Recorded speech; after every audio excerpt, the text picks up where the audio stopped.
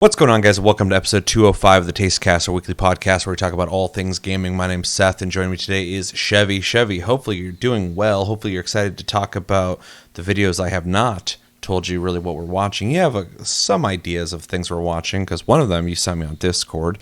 Link down below if you're curious about that. And another one is of a game that we are both dabbling in again, so... we'll get there when we get there. There you go. And before we jump into all the regular things that we talk about and more, I have a question for you. Okay. You're doing good, right? Doing good. Doing great? Doing good. Okay. So this is a thing that's floating around lately that I think we should talk about because I think it's kind of interesting as a topic. So I want to get your thoughts on it. So recently, and I think it was like middle of this month, not that long ago, the ex-president of Blizzard proposed that video games, if they're high enough quality, should start asking for tips.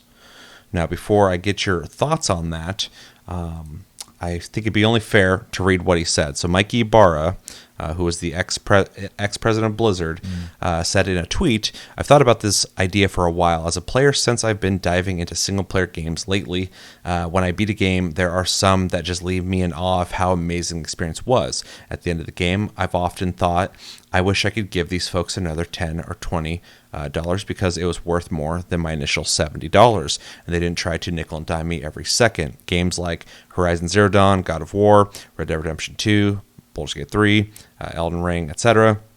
I know $70 is already a lot, but it's an option at the end of the game. I wish I had at times.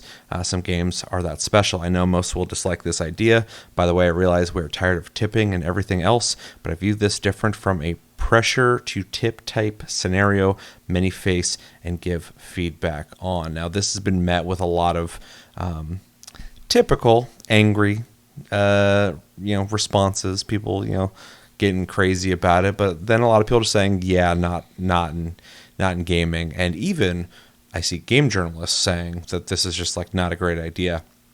What's your thoughts on basically his idea, what he's kind of proposing here, even though he's not really proposing, but just saying, why not tip a dev if they did well? And what's your overall thoughts? Well, I mean, simply put, I think tipping in general is a terrible excuse of a practice. So at one point, obviously, like tipping as a service, like, it was an okay idea, but it is not, obviously we know where that is at this point. It's expanded quite a bit. Yeah, it is not a thank you anymore. It is a, hey, I don't want to pay my staff, you pay them. So yeah, that's fair. But so no, I'm not super fond of the idea, and I am a huge fan of the idea of like if some people, like, good example, No Man's Sky, free updates since that game has come out, and it's to the point where we're like, okay, dude, make some paid DLC. Like, yep.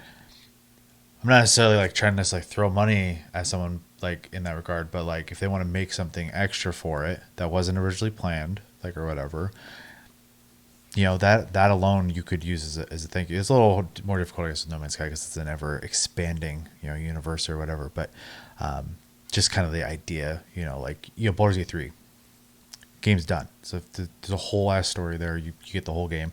And if they decide to add some stuff later, type of thing, that's effectively what DLC is supplementing the cost of making games. And also, if these game dev companies let devs have private like donation services and stuff like that, anyone who has the expendable income like Mr. Ibarra here could send tips all he wants at that point. But yeah, I don't think this guy can't find a way to give them more money. Yeah, but I think you're having a hard enough time convincing the average person to spend $70 on a game. Oh yeah. So I don't think this is the right avenue. And is also with like thank yous and stuff like that, does it have to be monetary? Like, sometimes just telling someone they did a good job is enough to make someone's day. How many people work at a job, get zero thanks? Like, it goes a lot further than you think it does. So yeah. Anyways, yeah, I think it's just a bad take from someone who was in a pretty high position of power. Yeah, I don't know if he's still connected in any way to any kind of dev that could benefit him if this were to be enacted, but it reads like somebody who's kind of sampling out an idea to see, kind of get a temperature on where people are at on that. But I think it's really disconnected from a lot of things. First off, the economy, like worst time to be saying, hey, maybe we should give people more money when it comes to the games that are really good. Like you said, it's already difficult right now for people to not only spend $70 on a game, but want to spend $70 on a game. Especially this year's been terrible for the $70 discussion because there's so many good mid-price games that people. I mean, we talked about in the last Taste Cast. I put clips on TikTok, and my TikTok was just inundated with people going like, yeah, dude, I could buy this game. You know, whatever $40 game, $30 game they brought up, and I could play it forever, and have way more fun than these $70 games. So really bad time for $70 games between the economy and just like perception. The games they're putting out are not what people are. And I got a lot of people in the comments over there saying like they're okay with the $70 price point. It just needs to be worth it, which I'm like, that's as fucking fair as you can get. I've heard the sentiment like all over the internet, like, if you make something that doesn't feel like a ripoff, people are going to be willing to spend the money, right? That's just basically what it comes down to. You have to have value for what you're trying to say is there. That was terrible phrasing, but I'm sure you get my point. You know, I've bought like he lists a bunch of games I'm okay with. I don't personally. I'm not a Red Dead person, but it's well worth 70. Like in my if it came out now, even as someone who doesn't play, you know, that game, I understand the value of that game. But those are all like exceptions, right? There's a lot of companies trying to make $70 a standard and make games worse than they made them 2-3 years ago. Like, well, and like for instance, there's some companies that you're just like, you know, they're gonna make a $70 game worth it because like when Grand Theft Auto 6 comes out. Nobody's going to argue, you know, this should be. I mean, people are going to want to spend less on things, of course, but the $70 price tag will make sense. So yeah, it's. I think a lot of people just kind of share the same sentiment. You're also getting like a 10+ year game when you're buying a Rockstar game, though. So. Yeah, you're going to get gameplay out of that. But another thing I think he's disconnected on from the gaming community, which is just insane to me, is we have been going out of our way to support games more than the initial price point for a long time. Yeah, I've been doing it. You've done it. Most people I know do that. And I had somebody recently, I forgot what game I was talking about, that I said I liked so much, and they're like, I said on some comment section, I think it might have been one of my videos, I don't remember, but I was like, this game's so good, like I wish I could buy it again. And this guy's like, go on a Reddit and see if somebody doesn't have it and buy it for him. And I'm like, it's not a bad idea. Oh, for sure. But so that's like a common thing in gaming. And so like, you know, if I like a game enough, I'll buy it once. I'll buy it for my friends if I got the money. I've bought games on PS4, PS5, and PC. I buy all the DLCs for certain games. Deep Rock Galactic, I will buy everything that they make for that game because they don't charge enough for that game, and the stuff they put out for it, the free stuff. No Man's Sky is a game that people beg them to like sell stuff for, which is a great problem for customers to have. But you know, when you think about the monetary aspect of a company, it's like, you guys got to make money. What are you doing? How are you doing this? Because you're putting so much work into this. Right. He's just not recognizing that you don't have to, like, it might seem challenging when you make a game that's trying to nickel and dime people, but if you make a game people legitimately love, like Helldivers or something, you don't have to ask for money. You don't have to ask for extra. You don't have to find a way to have a tipping system in your game, because people will want to buy your game. They will want other people to buy your game. They will buy that game for their friends. They'll buy all your DLC. You just have to make a good fucking game that respects the person who bought it. And so it seems super disconnected. And in fact, I think maybe a better system that he could propose, if he's like so into this idea that I don't think is a good idea, super insulting, especially because for the long time that I've been bringing up and talking about, we've talked about a million times, that the standard price is going to go up because they got to make more money. The companies are bigger, the teams are bigger, the tech is more expensive. It's just more and more money they're spending. They got to make more money. When everything goes up. But they they already have found ways to get more money. Whether it's not expansion anymore, but like smaller packages of DLC, which over time I think are probably more expensive to buy than just an expansion would have been. Battle passes, season passes, all sorts of shit. They found ways to get extra money from games, and now they're trying to. At least he's proposing another way to get money from people. That comes off as like, well, if you're a fan of the game, why wouldn't you want to give them more? We already do want to do that, just in a way that makes sense and benefits the gaming community, and not, just like, oh, great game. Am I being prompted for a tip? Here you go. But what I was going to say is, if you wanted something akin to that, possibly, maybe you could tell devs, if they're contractually allowed to even do this, like on their website, be like, you can support us here if you'd like. Yeah. And then maybe give benefits, like communal benefits, maybe behind the scenes. I don't know. That would kind of suck because people are going to want to watch that without paying for it. But, it's the modern age. You could get all like YouTube influencer about it and have like, some kind of program for that. And if people want that, they can. If they want more from the dev or something, I want to support it. Like, I don't see a problem with that. But if you start like invading my games with prompts to tip you because your game was good, I already don't like seeing ads on like, certain areas in gaming, let alone, hey, like we talked about at the very beginning of this, we're at a point now, at least here in the United States, that like you go almost anywhere and they'll flip around thing asking for a tip everywhere. And that's been a long conversation. We have like a really big tipping culture here when it comes to like restaurants. There's a point where like we're sick of it. So, but it's just expanded, and all the people who have like been real staunch defenders of tipping at restaurants at any state. The argument was always like, I don't make enough. I'm like, there's a bunch of jobs that don't make enough, and you can't tip them. But then there's certain states where things are different. I get that. That's a per state thing. But even the people who are the most biggest offenders of that, everyone fucking hates that there's tipping everywhere now, like for everything. Like, oh, you could do like self-checkout. It's gonna be like, hey, you want to tip us? Like, why the fuck would I do that? Yeah, who am I tipping? Tip me. Yeah, give me a discount. I'm your employee now. Yeah, so it's out of control, and I think most people are on the same page on that. Especially, I just hear people constantly making jokes about it and complaining about it, which they should. So this is just not a good read from him. It's not. It doesn't seem connected. It seems really stupid. Like, and he even knows. He's like, I know most will dislike this idea. Yeah.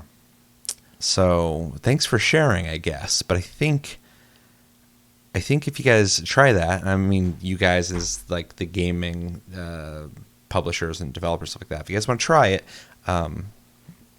expect pushback. I mean, people aren't going to like that. Yeah, though, and to maybe bring up another, I don't know if solutions are word, because I don't know if it's necessarily it's something to be solved. Another idea. To give an example, in the anime world, there's an anime studio called Trigger, in case you're not an anime person.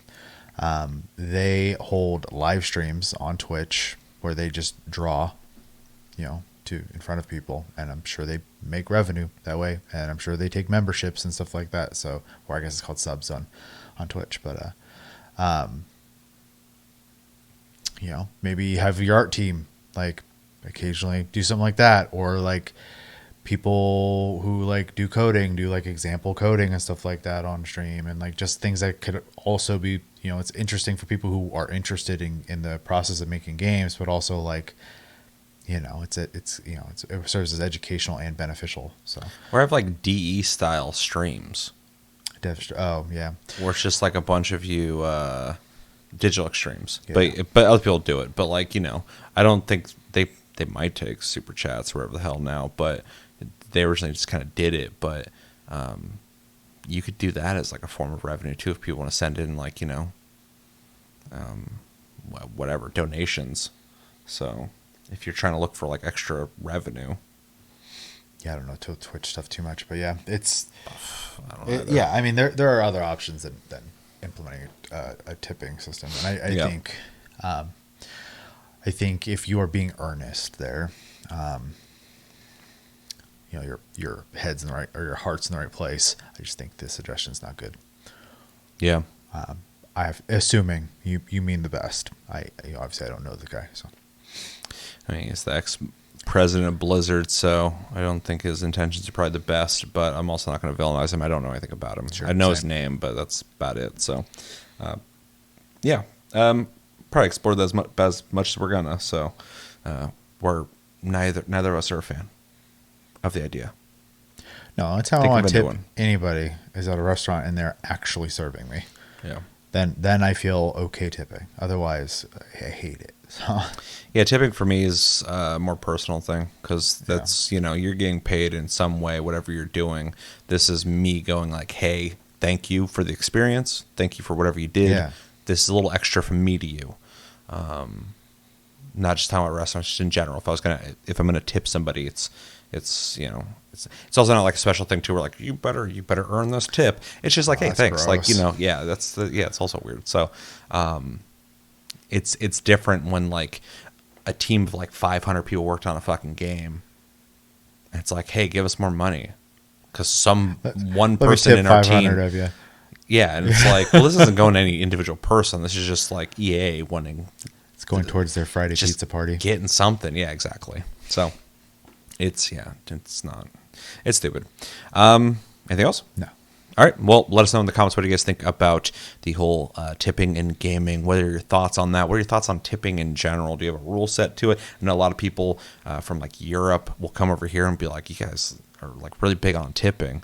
I think Japan is also not. No Yeah, tipping. exactly. It's so actually, they'll chase you down the street and give you your money back. yeah. So let us know your thoughts on tipping in general. Do you have a kind of a rule set to how you do that? Do you just tip everybody whatever? I know people are just like, I just tip. If people ask for a tip, I tip. But I'm like, I'm not just going to like any store and they're like, here, tip us for everything. I say if a robot's serving me, ain't getting shit. Yeah, I don't get that. But yeah, and if you have any alternative ideas for Mike Ibarra, let us know in the comments, and I'll try and get it to him. So yeah, okay. So let's talk about what we've been playing over the last week or so. Got a pretty healthy list, so let's start with you. Okay, I got a baby list Good. because I can't seem to find time to do anything. Last night, I finally tried a game I bought and just never played. I went ahead and tried Death Must Die, which is, if you're not familiar, a Vampire Survivors-esque game. Yeah, Yeah, I have that. except for you have auto attack is an optional button, so you can turn that on or off, or you can choose to click to attack.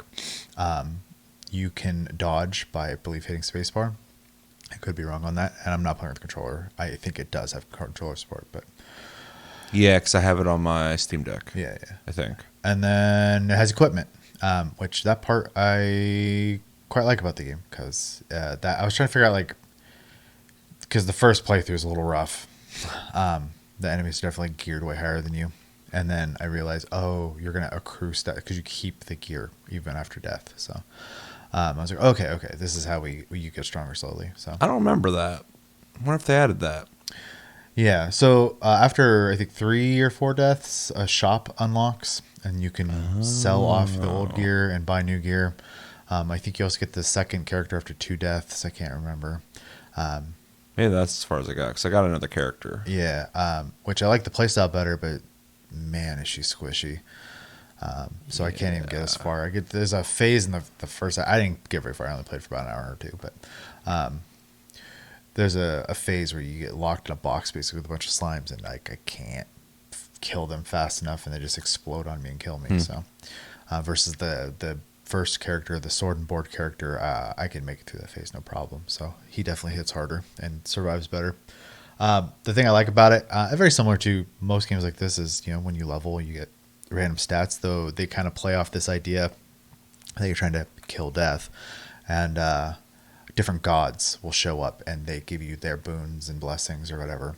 And I think there's a way to try to like more hone towards certain ones if you want to. As you play the game more and more, you unlock more abilities to have more choice in that. But right off the bat, it's just you start off with like this fire goddess, and then you get this like warrior guy, and then I don't know any of the names, I apologize.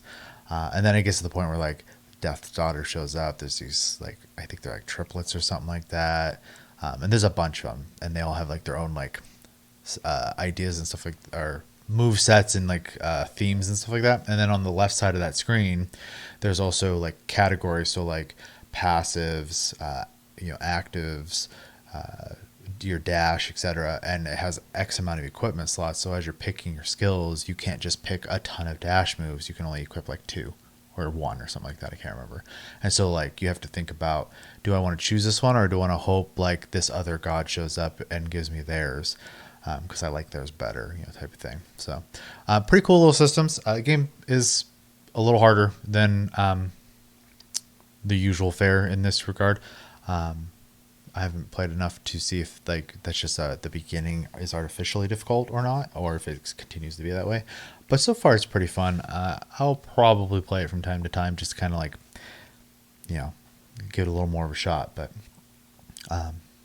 interesting take on the genre for sure. And you said you own that game, right? Yeah, I bought it a while back, and it was pretty cool. My problem is I was buying a lot of games in that genre, and they're all satisfying. It just comes down to how much content do they have, and do they have an idea that differentiates them from others. That game seems to be trying to bridge the gap between playing something like Diablo and something like an auto shooter. So that's kind of an interesting take. My biggest problem, though, with all these kind of games is I really like them, but I don't want to be spending my time when I'm on my like PC playing games like that. So I wish they're all on phone, because like Vampire Survivors still is like a great game to have on your phone because you just use your thumb, and it's super satisfying to play. So I would love to see this game, and I got like 5 other games like it. I would love to see those come to phone. Because they're really good for like, if you got some time you got to burn doing something, just hop on there and see how far you can get. Right. I don't think I have a lot more to say on that game. I barely tried it, but so far pretty cool. I don't even remember why I bought it. I think it was just on sale or something like that. What else did I play? You kind of alluded to earlier, but played Remnant 2. In preparation for the now released new DLC that we haven't played yet. We decided to finish the last DLC because we started it and didn't finish it. We were like right at the end. Story. Game's great. I mean, if you've been here at the channel, for a while, you know we love the game. I think it was like my runner-up or my game of the year or something like that. It was pretty close. It was in my top 3 for sure the year it came out. Looking forward to the DLC, though I hate the timing because like I have the beginning of this year dropped like 3 huge games that I'm just like I want to play, and I'm still stuck playing one of them. Yep. So like this year is going to be me trying to beat 3 games, which sucks. Yeah, I'm still really happy that I just like went fucking feral on Dragon's Dogma 2, because that could have been one of the couple of games that I have stacked from this year that I need to go back and play. I have to finish that one still, but I need to finish our game of the month first. Yeah, because I just know once I beat it, I'll be like, okay, it's done. Yeah, I need to deal with Rebirth and Infinite Wealth. Those are like my 2 games that I feel like I have to beat this year that I'm just not having the time, or I'm being distracted from playing. But it's not that bad, because last year I had a list. I had like 7 or 8 games that I was like, I got to go back and play these. And I knocked out most of them. Baldur's Gate 3 I still haven't beaten, but I'll get there eventually. Yeah. I don't know I could say about it other than like the DLC was really good. For $10? It provides a lot of content. It's very replayable. There's a lot of stuff you have to replay anyways to get all the loot if you're a collection junkie. Dude, we beat the DLC, and then we started looking into some of the stuff that we might have missed, because of course we missed something. It's Remnant. There's so much content in this fucking game. I went back and I was playing content I've already done before, and there was a place I went to that there was a whole section I never even knew existed, and I hopped up and I was like, where the fuck's this go? Yeah. And then like got like 3 new pieces of gear, and I was like, this game's ridiculous. But anyway, in the DLC, we end up beating it, and then we find out, without spoiling anything, because obviously it hasn't been out that long, but how long has the DLC been out? Not that long. Not a year, less than a year. But Yeah. anyway, we beat it, and we find out there's like 4 or 5 alternate ways you can go about doing the end boss to get individual pieces of gear for every single result. So we're gonna have to go back and fight that boss multiple times. Yeah. There's one where like you got to talk to him and then or you talk to somebody else, you talk to him, and then you're supposed to do something. You can do that, but then you can also come back and just fight him anyway, and both have their own pieces of gear. Not to mention, there's stuff in this game that you can only get if you're wearing certain things. Mm-hmm. So like, we're gonna have to replay that DLC alone like 4, 5, 6 more times. Easy, yeah. To get everything. Like that's crazy. And it was fun. Yeah. And it felt like a good chunk of new content. So Yeah, and they did a good job like theming the gear too, because it's all like not elemental, status effect based. yeah, I keep saying elemental too.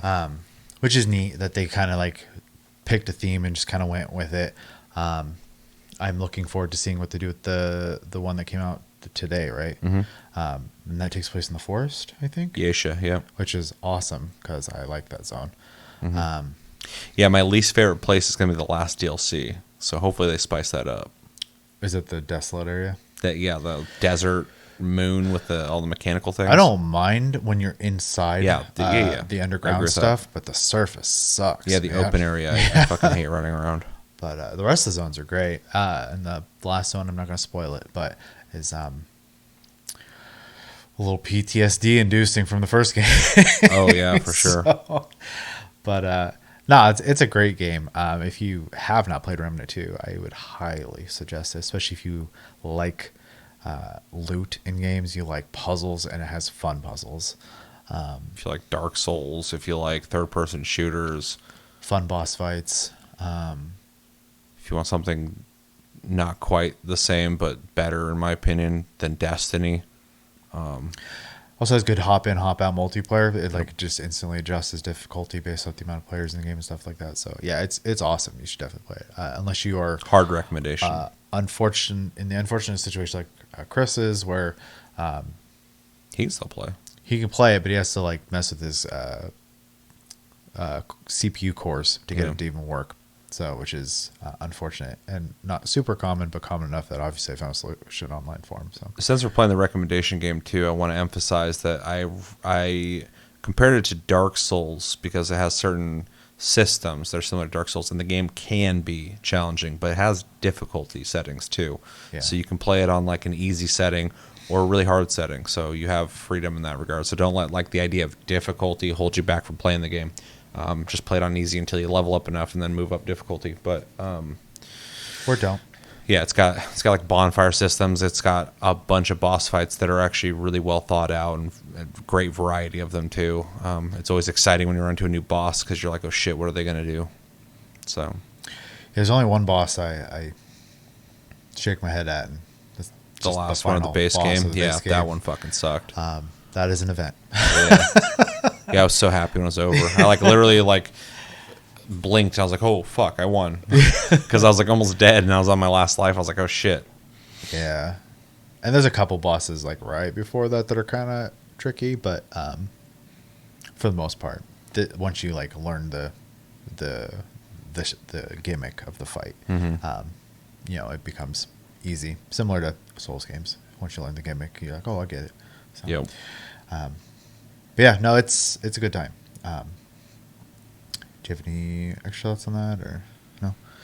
Great game. Okay. And then the last thing, I can't talk about too much, but I've been trying to put all my effort into Final Fantasy VII Rebirth, and not to the point of like not enjoying myself. Obviously, I'm only playing it when I want to sit down and play it and enjoy it, which is why I don't play it very often, because sometimes after work, my brain ain't there. I just haven't had time in like a week to touch it, like actual time. I haven't had time to play it. It sucks.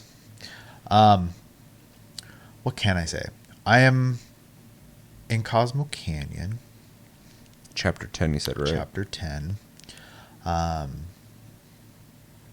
think there's... I have to stay kind of vague, but there is a mechanic to the zone I do not like, and I'm ready to leave, but I'll just leave it there. I think if you've beaten the game or you know what I'm talking about, you should know what I'm talking about. But I don't know anybody's beaten it. I'm sure someone has. I don't know anybody though. Yeah. Like, and if they did, they didn't speak about it. Yeah.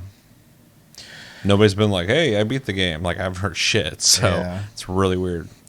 Yeah, I have, I think, as many characters as I'm going to get to play as in the game. I have met a character that you did get to play as in the original game, but I am not, like, they kind of showed up and left. You talking about Vincent? Sid. Oh, okay. Yeah, I met Sid. Because I know Vincent is similar to how Red 13 was. Yeah. I already knew it going into this game. Yeah. That Yeah, they Vincent said. was not going to be playable, but Mm-hmm. yeah. I'm not a huge fan of Sid's voice. It's a little weird. I love Red 13's voice. Yeah. It's very good. Who else have I seen? Pretty much everyone in the game has a really good voice, except for like a handful of people. And I don't even think they're bad. I just don't think they match in my vision of these characters. We can talk about that more too when we review it. Yeah, just kind of some vague stuff to throw out there. Yeah. Tons of minigames. Like, an insane amount. It's kind of impressive, because that's kind of a forgotten thing in the genre, and this game embraced it a lot. So I'll just stop there, because I don't know what else I could say without just discussing the game a bunch. But trying to get through as much as I can. I was going to try to beat it by the end of the month, but I realistically just don't even think it's going to happen at this point. Yeah. But I'm going to give it a try. So, and that's it. So I've been playing. All right. Games I can't talk about. Skull the Hero Slayer. I've been making an effort to play that. One thing that I will say about that game is, while I've been playing it, it's reminded me of playing a free-to-play Nexon game, which, take that as positive or negative. Wait till Plus Club. I'll elaborate on that more. But I was like, why does this feel like a South Korean free-to-play game? And then I looked it up, and it's a South Korean-made game. Oh. So I'm like, that's weird that I picked up on that. Because like the music's like not what you would expect a game that looks like that to have. And the way it plays and everything. So it's interesting. We'll talk about that this weekend for Plus Club. But because that's one of the 3 games, Immortals of AVM, Minecraft Legends, and Skull the Hero Slayer. But I just thought that was an interesting tidbit that I kind of picked up. Like, this feels like a South Korean game. And then I looked it up and it was. So I'm like, oh, okay. There's definitely a certain vibe. It also reminds me of like a newer Maple story or something. It's kind of weird. Although it's a roguelite, obviously. Before I talk about games that I've been playing, I wanted to mention real quick, I watched the Fallout show. The whole thing? All episodes. All 8 episodes. And I won't talk spoilers in case you're watching it, but I was just going to let you guys know that overall I liked it. It's pretty much all I've heard. Yeah, but I don't like love it like a lot of people are going. People are going crazy about this. But I liked it. I got complaints, but set design's overly sterile, but that's a problem with a lot of streaming services making movies and TV shows. Everything looks like it was made yesterday, so they can get it filmed and just pump it out. But the set design of things from the game series, really faithful. Like, I understand why people want to play Fallout after watching it, because I felt that for a second, and I'm not even like a huge Fallout guy. I like Fallout 1, 2, 3, and New Vegas. 76, right? 76? That's what it's called, Fallout 76?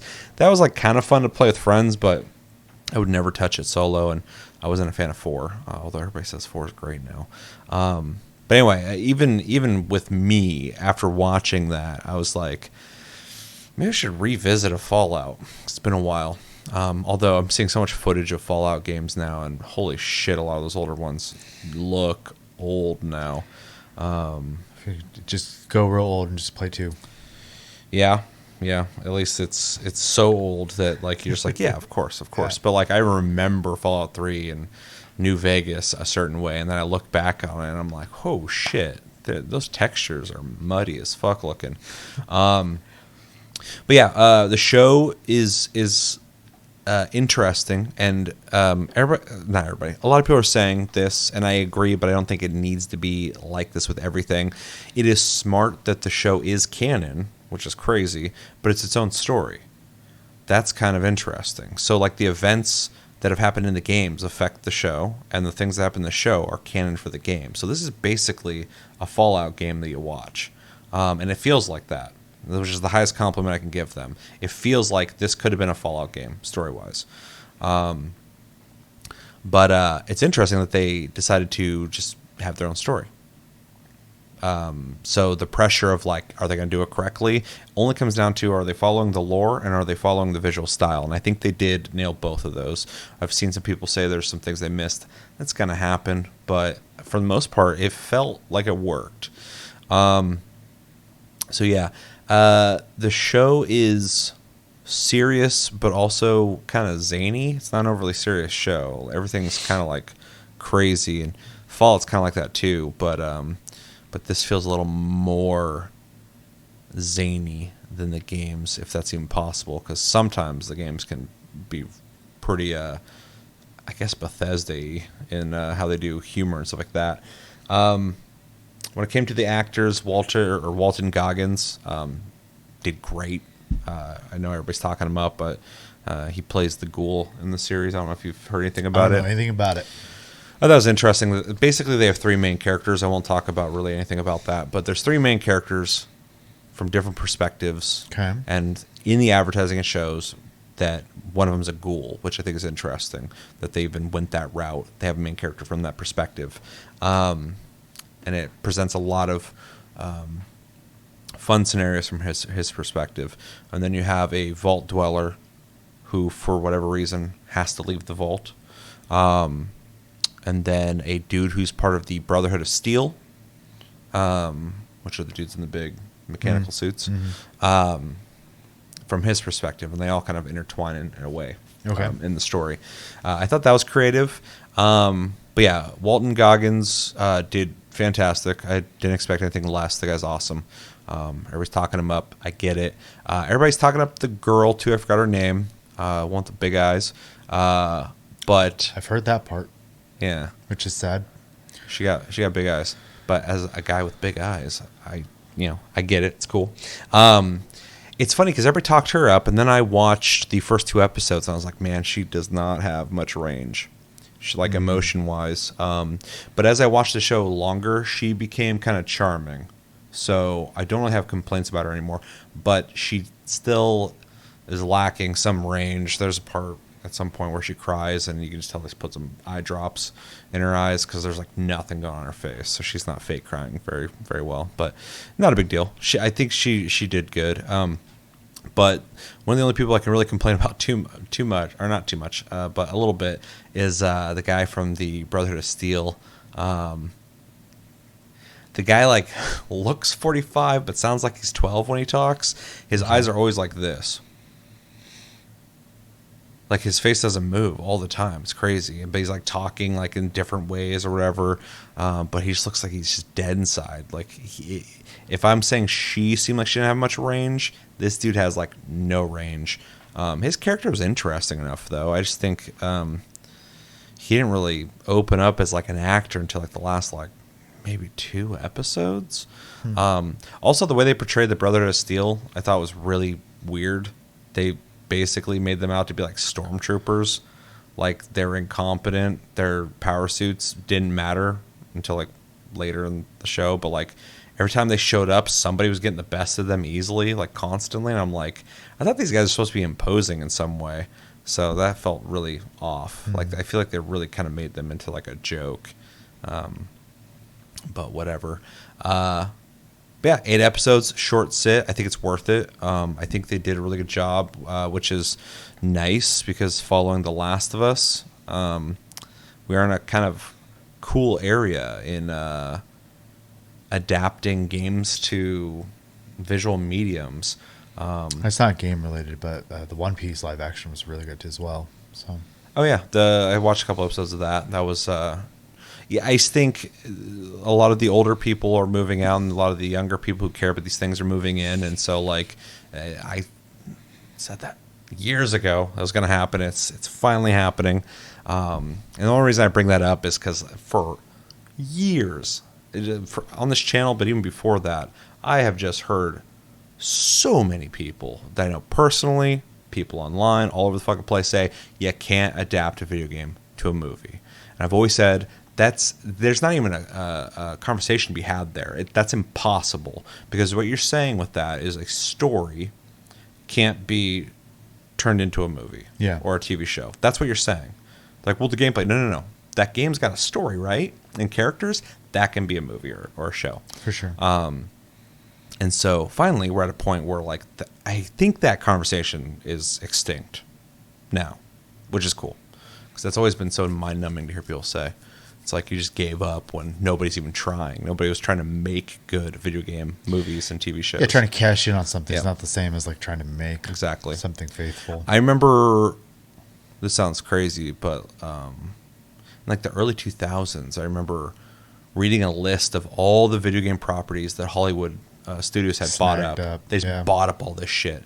And when I was younger, I was like, oh, that's crazy. They're going to make a movie of that. They're going to make a movie of that. And then I realized later in my life, I'm like, they're just locking those in. And if one of those games pops off, they're like, hey, just make a movie of that. Let's make some money off that. They didn't give a shit. But now it finally feels like people do give a shit. And if they don't give a shit, they're accidentally making some pretty decent stuff now. So we're in a good place. And there's a couple other things too that I think people are talking up. I think that League of Legends show on Netflix people liked, the one with the girl. Do you know what I'm talking about? The only thing I know is Arcane, and people love that. Show. I almost watched it. I have no it's affinity supposed to be awesome. For. I think the girl from Fallout's in that. She might be the main character. I don't know anything about it, just because, like, I don't really have an interest for League of Legends, and I've been told a million times you don't have to. It's a good show, apparently. Yeah, that's what I've heard too. That's the only reason I'm even talking about. Otherwise, like, League of Legends is not a property that I would be, anticipating anything for. So, although I'm kind of interested in how they're going to expand and make other games. I think their card games out, because I was looking up. Yeah, but they have like a random fighting game or third-person action game or something coming out. Mm-hmm. Oh, that Berserker game, I think, is a League of Legends game. Yeah, they got a few things coming out. Yeah, which is interesting. Sure, and if they can interest me with another game, like, I'm totally down. Like, I don't have anything against them. I just don't care about MOBAs, like, at all. Yeah. So it's hard for me to, like, have any attachment to the characters and stuff, because I just, don't play that type of game. But yeah, they have a card game out right now, which apparently is, like, from what I read, and I did very little research, but it's, like, probably one of the better, like, card games you can play online. So, in the other examples, they seem to know what they're doing, and Magic and stuff like that. But they seem to know what they're doing when it comes to things they release. So, for sure, which is cool. I'm just not into MOBAs, so. But yeah, overall, Fallout show was cool. I will be watching the second season whenever that for sure will get greenlit. Because I think even with some complaints of this season overall, the better of it outshines the worst of it. So, also if you're just into, like, the lore of Fallout, especially because this is canon now, and the idea of the vaults across the country.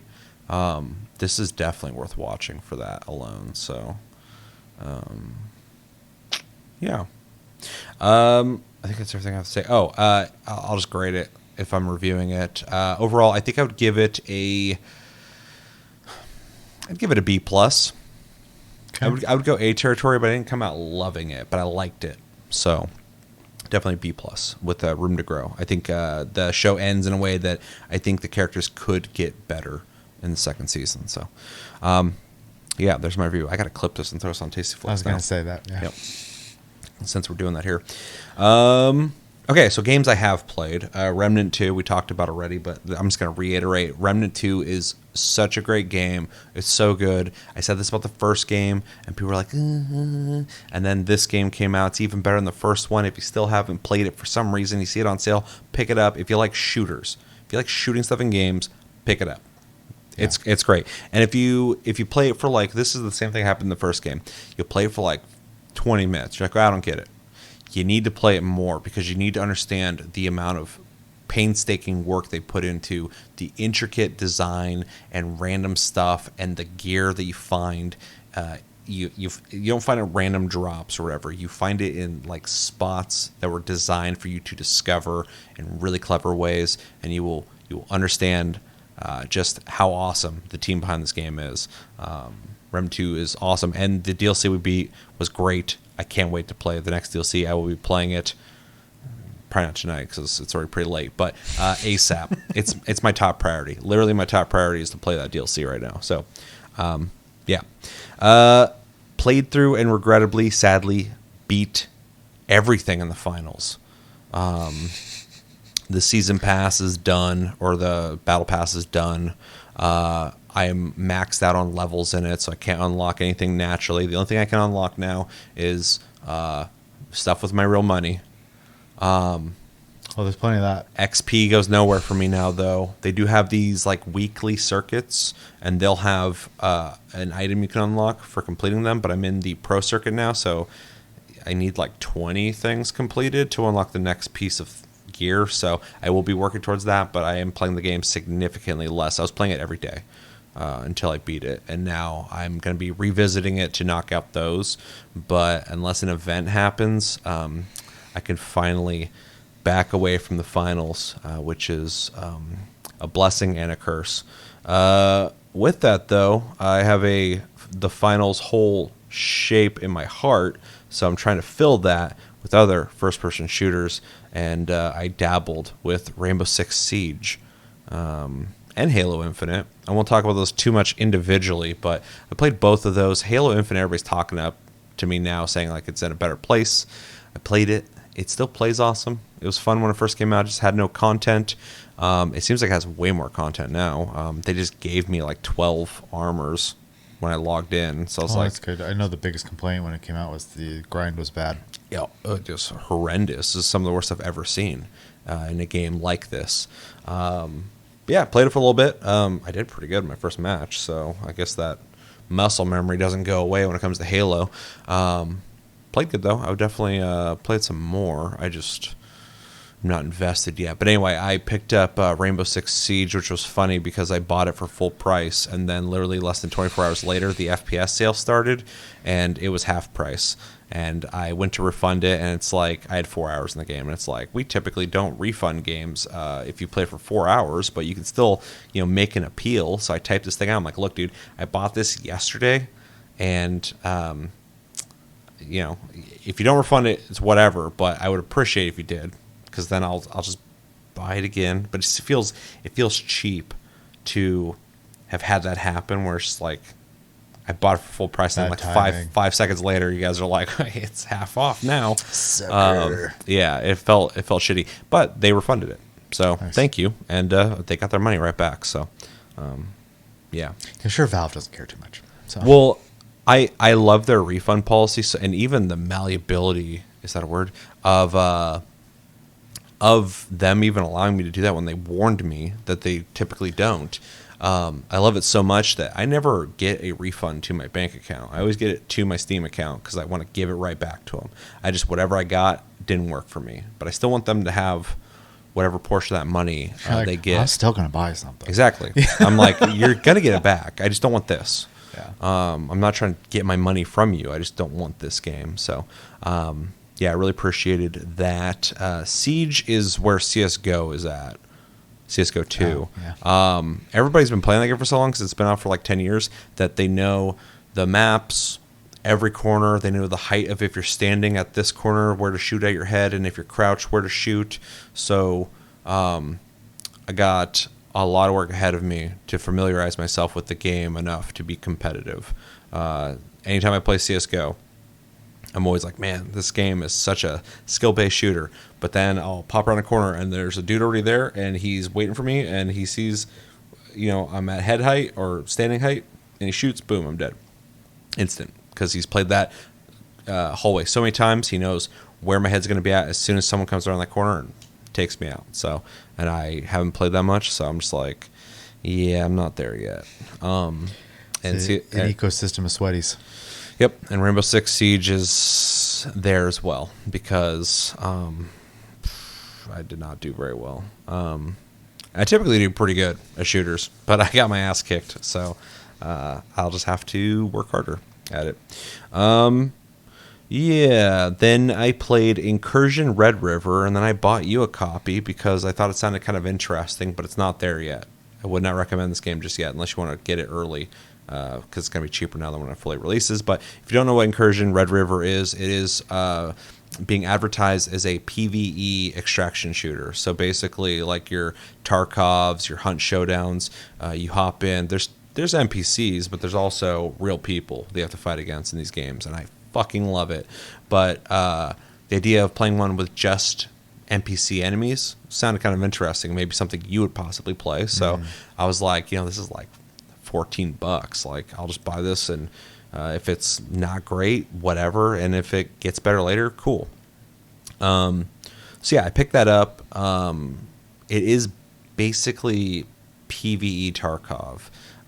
It's not fully realized yet, though, and I think my biggest complaint about the game is there's one map. They're going to have more. They already said they're already working on other maps right now. You go in, you complete missions, which I think is cool, and then you extract. My biggest problem is the AI is not great. It's very chatty, which I appreciate what they're trying to do, but it talks constantly. You'll just be walking, creeping like you would in any game like this where you don't want to lose your character or die and lose your stuff. And some guy's like, man, I could really use some water right now. And then he'll just repeat that like again in like 10 seconds. Or he'll be like, hey, wasn't there something over there? And like you can hear him. And I'm like, I like that they have them saying things because you can pick it up, but it comes off very robotic.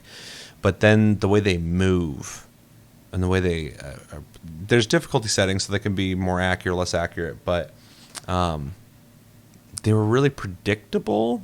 Like they would shoot me straight behind the building and I knew they'd come back, so I just wait, and then they come back out and I shoot them, and they're always like one person at a time.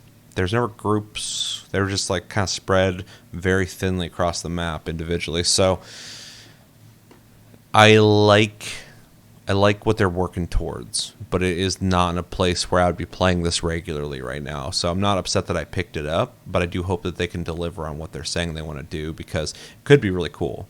It looks pretty decent graphically, and it's a cool idea. It's just it's definitely early access, so hopefully they can deliver on that because it'd be cool to play that. I picked up Skur Ritual, which is a game that's been out for a while because Sarah owns it already. And she played it for a little bit, I think, but that was in early access. It finally came out in 1.0. I think we covered it on the last Tastycast talking about game releases, and I was like, I thought that game was out already. It has been, but it's finally released. I picked it up, and it's not what I thought it was going to be. I thought it was going to be like Killing Floor. I've heard people say it's going to be like, or it's like Killing Floor. It's literally Call of Duty Zombies, but a standalone game. And it's kind of fun. It's got, I think, 4 maps by default, and they're set up like zombies where you start in a room and you have to spend money to open doors. And then you move out to new sections, and there's other doors you have to open up with currency as you're shooting zombies. In this, it's like, I don't know what they are, like monsters or demons or cultists or something like that. And the further in the waves you go, the more it ramps up, the harder it gets. There's different difficulties, which is nice. So you can play it like on easy or play on hard. There's a solo mode, so you don't have to play with people.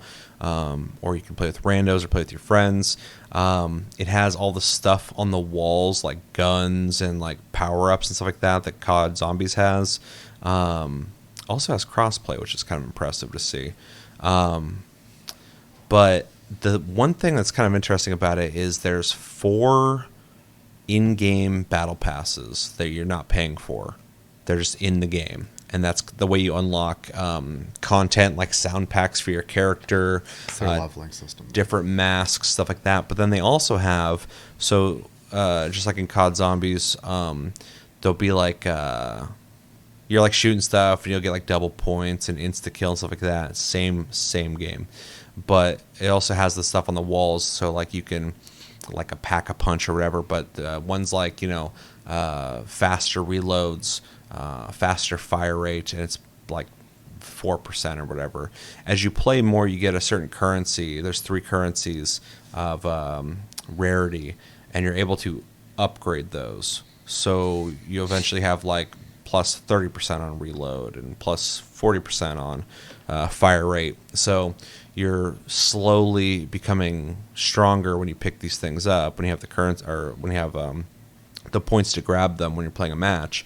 And so it kind of makes sense why they have the difficulty system, because eventually it's going to be too easy, so you're going to have to turn that up. But yeah, me and Cody played for a while. It was actually pretty fun. I would like to play with like 2 other people I know personally. I played with randos at one point, and 2 people just left. So it's me and one other dude. And the whole time it just showed the people who were in the game before they left. It showed their names and said they need revived, but they weren't there. So I was like, that's annoying. But yeah, it's a fun little game. I'll definitely play some more. It's not like a must play because it's literally these COD Zombies. But if you and your friends wanted to, like, you know, play a mode like that, like a horde shooter, wave based shooter, it's pretty fun. I think it's like $20, so it feels like worth $20 to me, especially because it has 4 maps, and there's a lot of layers and a lot of places to go, a lot of challenge there. So, and I forgot how I always liked Zombies in COD because it was kind of like a nice refresher when you're playing like a lot of, like, you know, multiplayer, and eventually you're just like, oh, okay, I need to, you know, take a break for a second and play some rounds in some waves and Zombies. And then you go back, and so it's not like a game mode that really keeps you there, but it's always kind of fun just seeing how far you can get. I think me and Cody got to like wave 30 or something like that, so pretty good.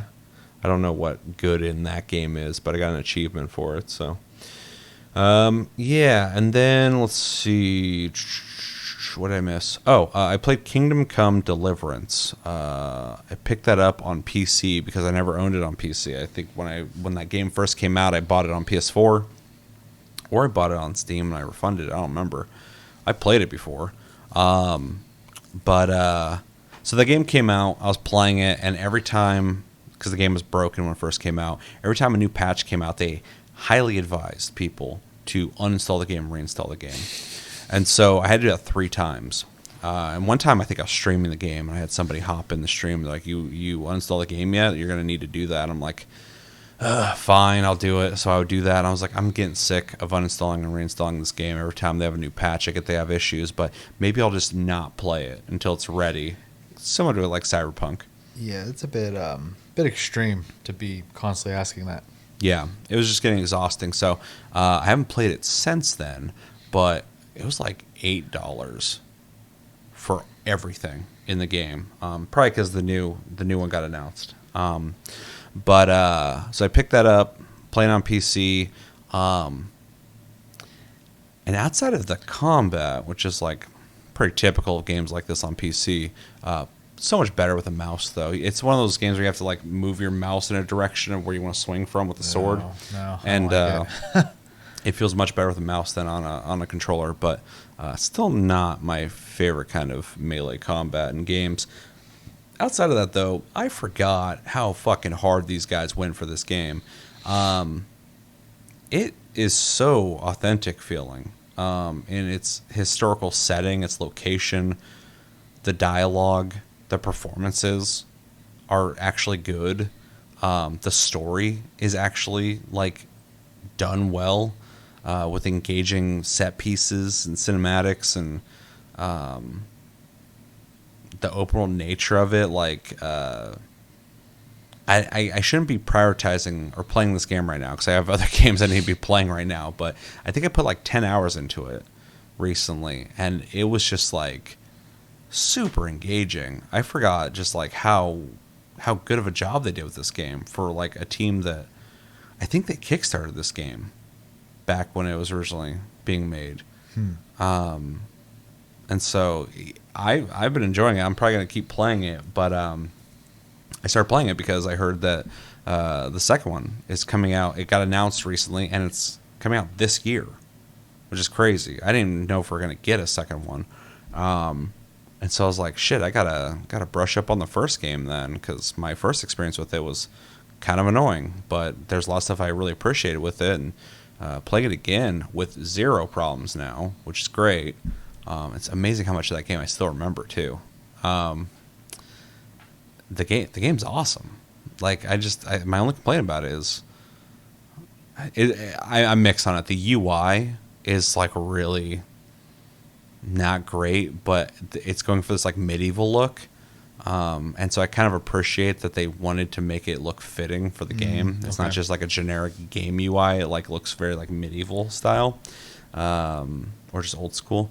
But the combat's not bad. It's satisfying when you hit somebody and you kill them, but it just feels, I don't even want to say clunky, just kind of sluggish. But I guess that's to compensate for like the pacing of actual sword combat as opposed to just a game where you're mashing square and swinging really quick. So not my favorite, but the rest of the game is like super good. So I've been really enjoying playing that with zero problems again. So yeah, I think that's everything I've been playing. So yeah, you got anything else? I don't think so. All right, well, let us know in the comments what games have you guys been playing. What games would you recommend us play? We recommended the hell out of Remnant 2 to you, so give us something back. And what are you planning on playing soon? And what are you prioritizing? We talk almost every single episode about our priority log, basically, of what we're trying to play right now and what's proven difficult. And I just picked up Skur Ritual, and that's distracting me from shit I should actually be playing. So let us know in the comments what games are you prioritizing. Or yeah, and Stellar Blade, is that out or coming out soon? Friday, yeah. Stellar Blade and Sandland. So are you picking those up? Are you playing those? Let us know everything you think about when it comes to all that in the comments below. Okay, so we got some videos to watch. One of them is a little long, but I feel like it might be interesting to watch. But the first one we have is Tales of the Shire, a Lord of the Rings game official announcement trailer. Now, this kind of came out of nowhere. It's like, what are those called? Cozy or easy? Slow life. Slow life living or whatever. Games where like you live as a hobbit in the Shire. It's not like a Lord of the Rings game with action. It's like just chilling at the Shire. So that sounds kind of interesting to me. I like that genre. I've only seen like pictures of this on X, so I haven't watched this yet. Didn't even know what kind of game it was until you told me. Oh, I just saw the trailer. I was like, oh, Lord of the Rings game. I'll send it to Seth. So. Yeah. So, well, and hopefully it's cool because one of the last ones we got was that Golem game that I feel like was absolutely, totally not facetiously phenomenal. Yeah. I feel like that was a money laundering scheme. I don't understand why it exists. So, yeah, let's just watch this, form an opinion, and we'll talk about it. This is Tales of the Shire, Lord of the Rings game. We're going to have to shorten that name a bit. It's called Tales of the Shire. In 3, 2, 1, and go. There are many tales of Middle-earth. Tales of courage and brave deeds in dark times. But that is not our story. For this is one of new beginnings. That big old feet he's got to compensate for. True.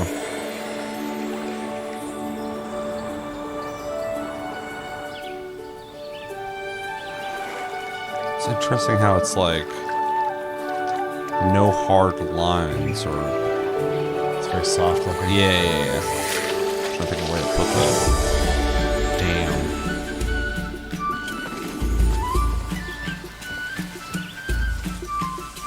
Damn. Mushrooms.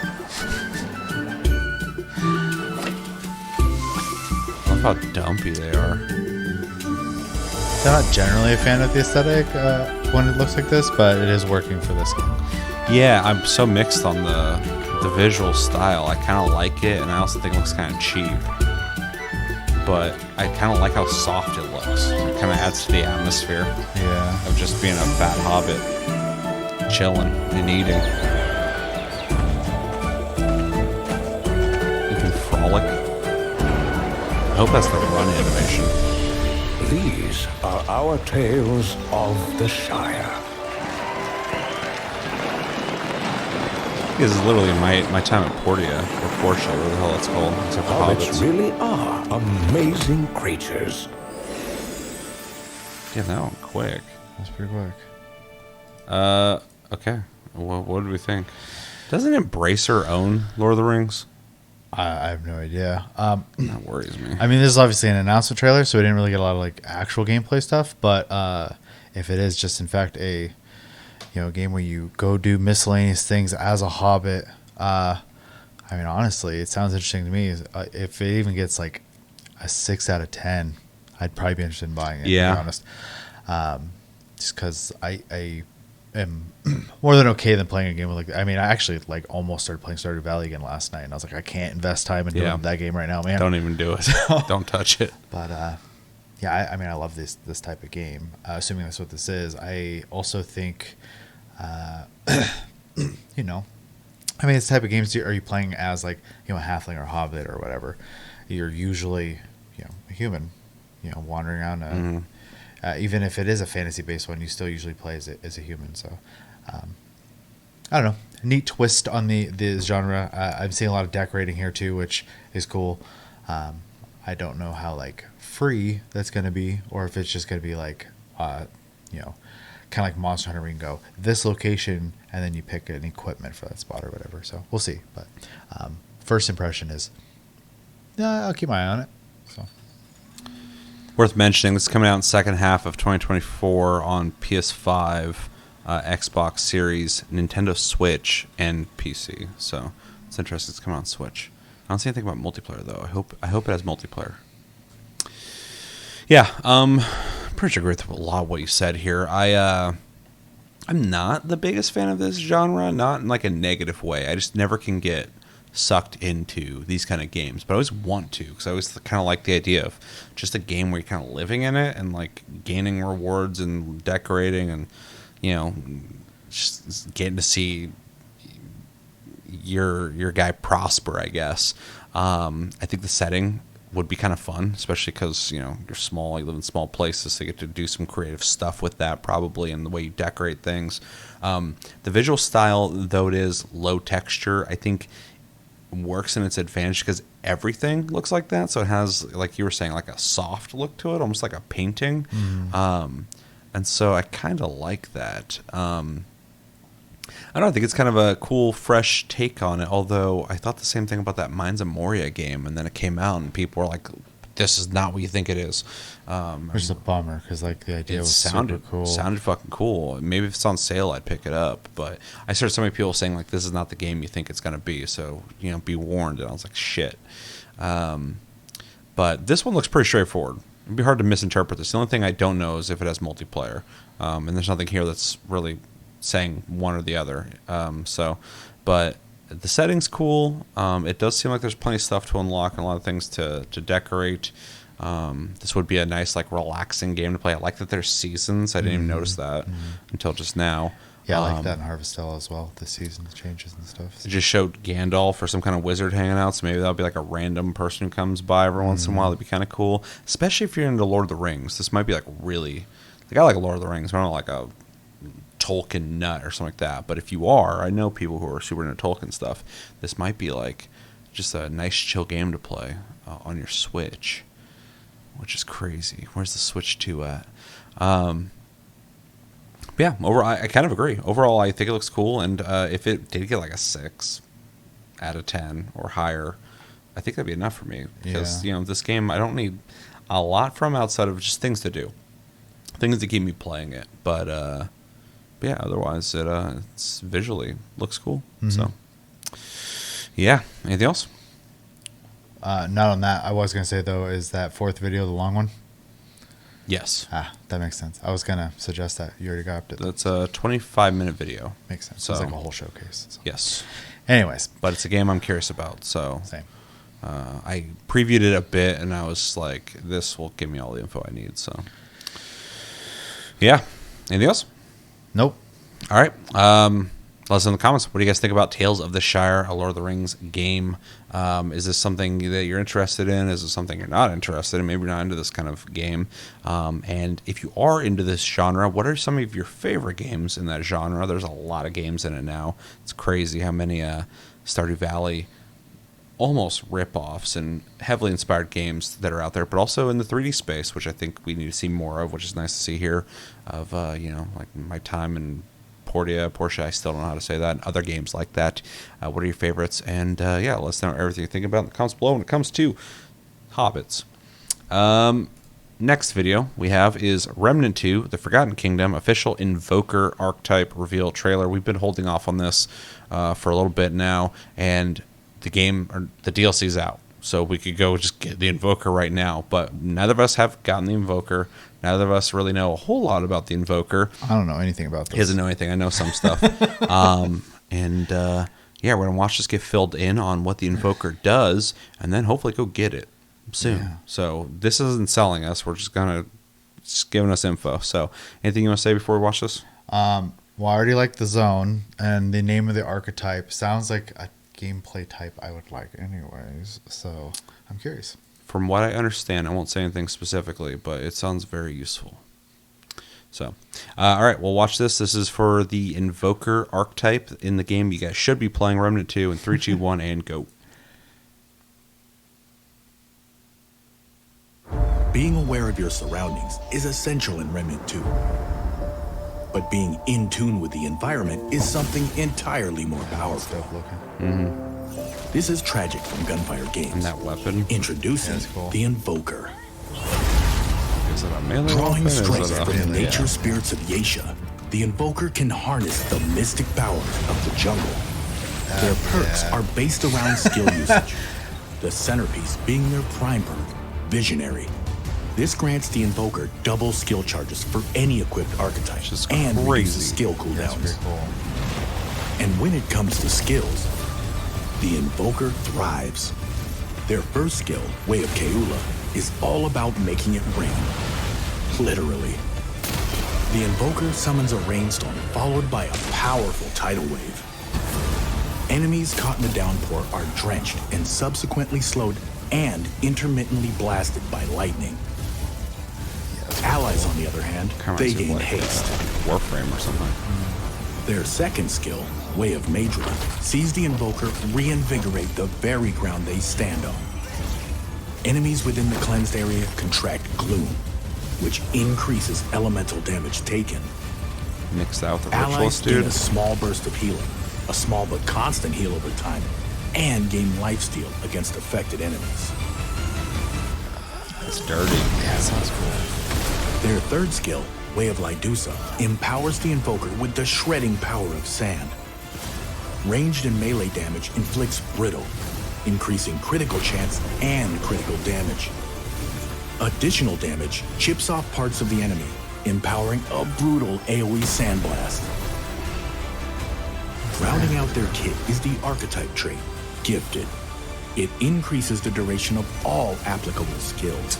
A perfect unlock for those who want or need a bit more time to take advantage of Remnant's many powerful archetypes. This is literally going to work with any archetype. Players looking for an archetype that can fit in any build will be right at home with the Invoker. An incredible hybrid fueled by the power Like it's a skill of base. nature. Like just using skills. Yeah. Based archetype. Welcome crazy to the abilities. jungle.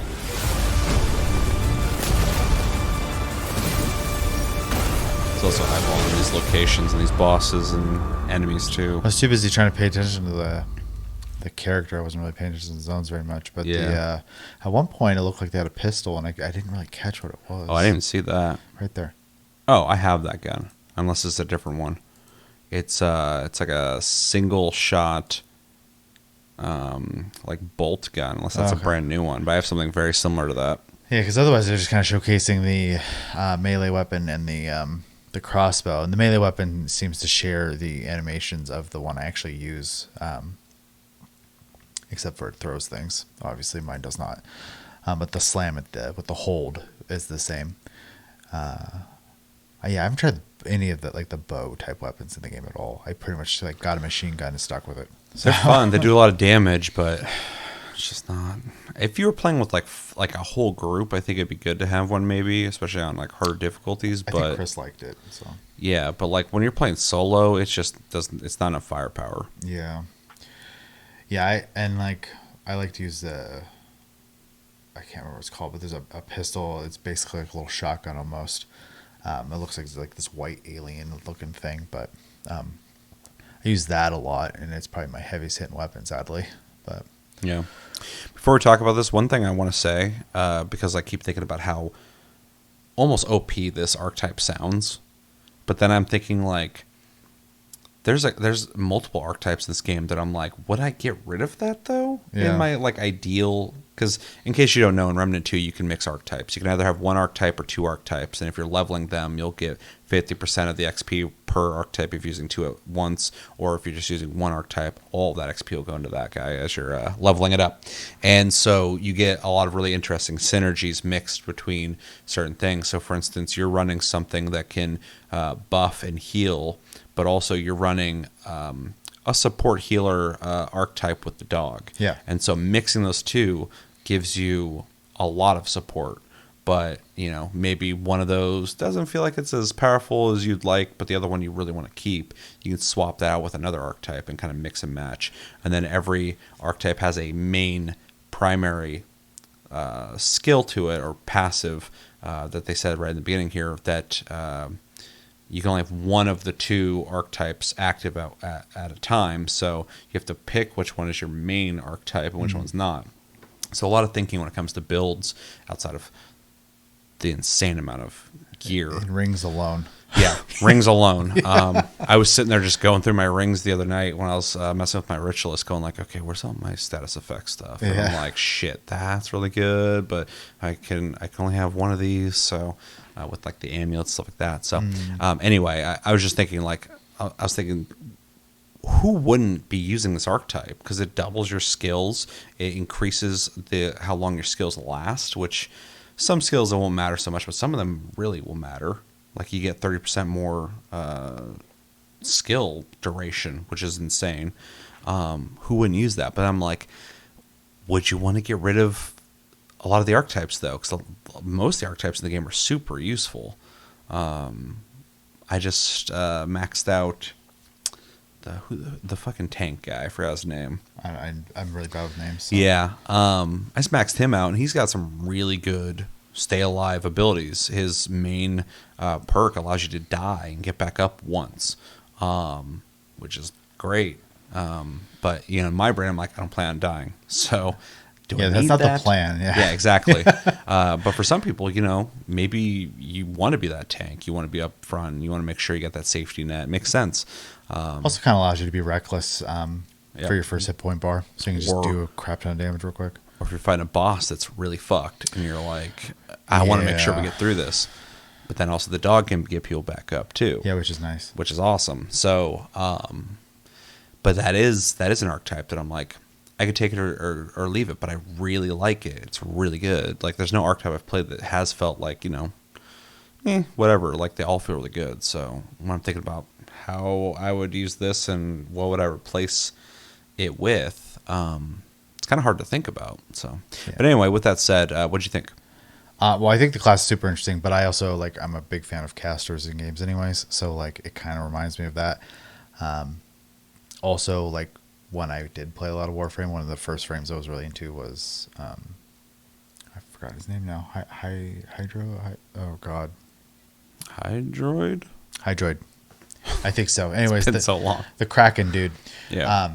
I have not played in a long time, so forgive me. But and I liked a lot of that because it was the moves were kind of crowd control-y. I like playing a support role in games.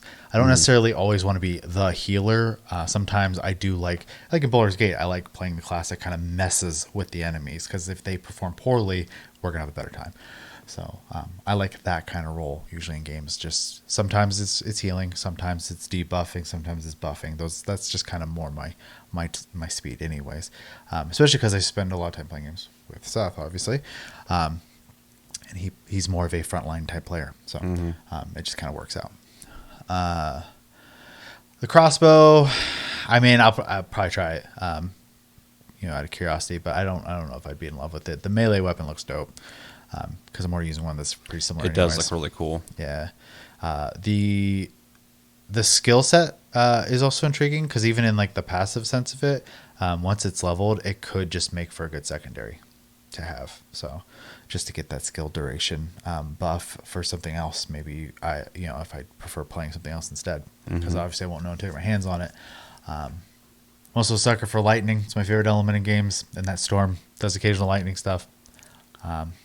Yeah, that move's fucked because you're doing an initial hit and then you're slowing them and then they're getting hit with lightning every once in a while. Yeah, it's like, essentially. Yeah, it's crowd control. It's great.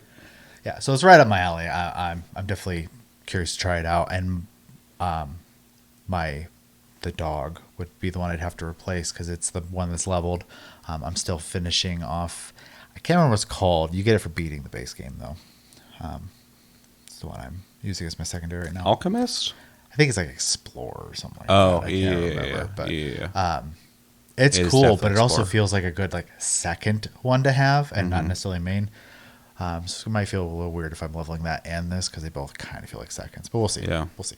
This one's really interesting though. And one thing they've done a really good job with the last DLC and this DLC is things I feel like are missing from the game archetype wise, they're putting in. They So lean into, yeah. before the last DLC came out, I'm like, man, they really need to lean into like status effects because the game already has them, but no archetype really is meant for status effects. There's no like elemental dude, and the ritualist is that. And all of his stuff is increased status effects, duration, moves that do status effect stuff. Like it's opened up a whole new way to play the game, which is awesome. And then I'm also like, there's not really like a caster type archetype, which I don't expect. It's a game where you shoot stuff. Right. So, but they've done a good job here with like not only bringing a staff that seems like it shoots stuff, but also abilities that they're casting, and not just like the wave, because I don't know why I can't remember his name, but the tank archetype that I'm playing right now,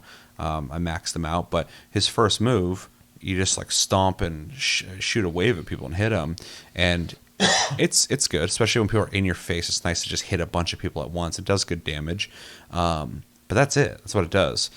This is also a wave, but it's also doing that slow effect, so you're getting like a crowd control status thing going on, and then you got the lightning that's doing like passive damage, which is really cool. And then the second one like benefits anyone who's in the circle, so when you're holding your ground, and debilitates people. Yeah, but also debuffs the people who are in it that are the enemy, so like more castery feeling stuff, which is really cool. So yeah, they've done a really good job at like, kind of bringing in the things I'm looking for from the game, because the game's already fantastic, and I'm like, it'd be cool if they had this, and they're just adding those things. So it's like they're really kind of in tune on at least what I want from the game. So I don't even know what the hell they're going to do with the next DLC when it comes to an archetype, because I don't really have anything else I need to check off the list. So I don't know what kind of archetype I'd want. You haven't played enough of it to really have like a solid opinion in that regard. I've Yeah. only played 2 archetypes in the entire game so far. So Oh, really? yeah, yeah. Once I was kind of playing the dog one, I was like, oh, this can be a tank, a buffer, or a healer. So I just have it on. I had it on tank for a long time because it's really like it will like just like howl and everything will start fighting it, which is awesome. But now I That's just have probably it good for solo play. Yeah, but I have it set to now where it howls and it does a heal over time instead, which is great because heal's kind of a big commodity in the game. Yeah. Like, if you don't have someone with a heal ability, it's actually very resource heavy to heal in this game. So You just gotta use your relics, but that takes time depending on what kind when of you get relic like you're using. a handful of charges for most of the game. Yeah, Like, so- I have 9 now, but obviously for the majority of the game I didn't. Yeah, and so. I only have 5. So Yeah. And that's a whole different thing too. Like you think the like potion system, I think like Diablo 3, for example, where there's a bunch of different like stats that can be attached to your flask, basically. Same idea basically in this game. Anyways, I think it looks awesome though, for sure. The level is also, more of my speed. I wasn't paying enough attention to the bosses and stuff though, but I kind of am okay with that because the surprise will be nice. This arena I'm interested in because they keep showing that location. They're fighting different things. So I wonder if that's like a part where you have to just fight through different enemies. But I guess we'll find out when we play it. But yeah, overall, I'm really stoked about it. I would be playing this right now if we weren't filming. So I'm ready to play it. Invoker sounds overly useful. This is definitely not a wasted archetype. This is something I definitely want to play. And of course the creepy looking, because everything in the forest in this game is like creepy. So everything in the game is pretty creepy looking. But yeah, the forest, even like allies and stuff, I'm like, you look evil. Yeah, I don't trust you. Yeah, they're very monster-esque. Yeah. And worth mentioning too for people that I'm still trying to sell on this game, the weapons and the armor they're showing in, except for that one, I don't know if that's a new one or not. It reminds me of one I already have, but it looked like it was three on burst. Mine's a single shot, so I think it is a different weapon. It makes sense why they're showing it here. They like to showcase like the main, new toys, new armor set, weapon, but there is more stuff, more weapons and stuff to find in these DLCs. At least in the last one, when we had beaten it, there was like a bunch of stuff we missed. So, but it is kind of cool that with every DLC they have like a thematic main armor that they show off. Because I have the ritualist one and I really like it. Basically like a witch, but it's cool looking. So I like that the way this one's looking, and I'm just ready to play it. So yeah, that's where I'm at. Yeah. Awesome looking archetype though. Can't wait to get it. And I'll let you guys know what I think of it on the next Taste Cast. Oh, at least that's the plan. Yep. Anything else? Nope. All right, let us know in the comments, what do you guys think about Remnant 2? What do you think about the Invoker archetype? Are you excited for it? Are you playing it and you have it? What do you think of it? I'm not really worried about you spoiling anything because they just told me everything about it. So tell me to your heart's content when you think of it. And what are your favorite archetypes in Remnant 2? And yeah.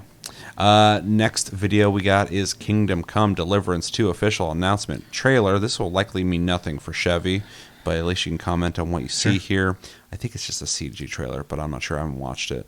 But yeah, I just said I went and bought Kingdom Come Deliverance for this, and I'm planning on playing through it before this comes out, so I can be fresh and ready to play this. I am... With the amount of ambition that's in the original game, I'm really interested to see what they do with this game. Because you hope it's going to be improved, but how much more will be improved? How better will it look? I already know they have talent, so there's a big question mark for me, so I'm really curious about this. But without even watching this, I'm already going to pick it up. So, this isn't... I mean, maybe it'll be really bad. I'll be like, whew, maybe I won't pick that up, but I doubt it's going to happen. So, do you have anything you want to say before we watch this? No, not really. Do you have any interest in playing a first-person medieval-style game? Nope, because every single one I've ever played, I've not really enjoyed. So, fair. All right, this is Kingdom Come Deliverance 2 official announcement trailer in 3, 2, 1, and go.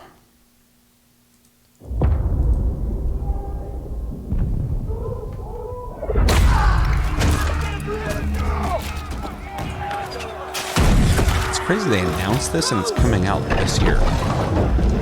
It's better than announcing something and waiting 2 years for it. Yeah. I hope it launches better than the first one. True.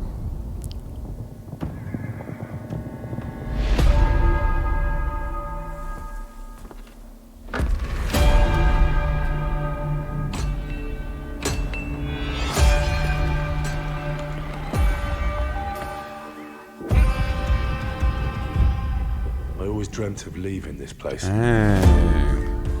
Henry's a Chad now. Becoming more than a peasant. He looks like a fucking peasant in the first game. I remember seeing him like, oh my god, he talks kind of funny, he looks kind of funny, but I'm like, no, it's kind of realistic. It can end before it gets started.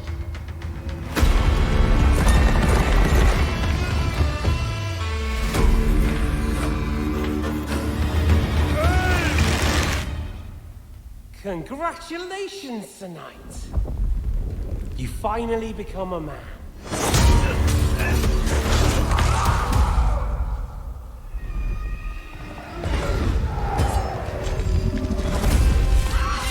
Wake up. Pull yourself together, Henry. Man, that bald guy is apparently a big deal. Yeah. Skin Yeah, that's like it. Just looking for a thing to confirm that, or if it's just a pre-render, like. Nobody will hand anything on a platter to men like you and me. You still have a long way to go till your work is done. You pet the dog.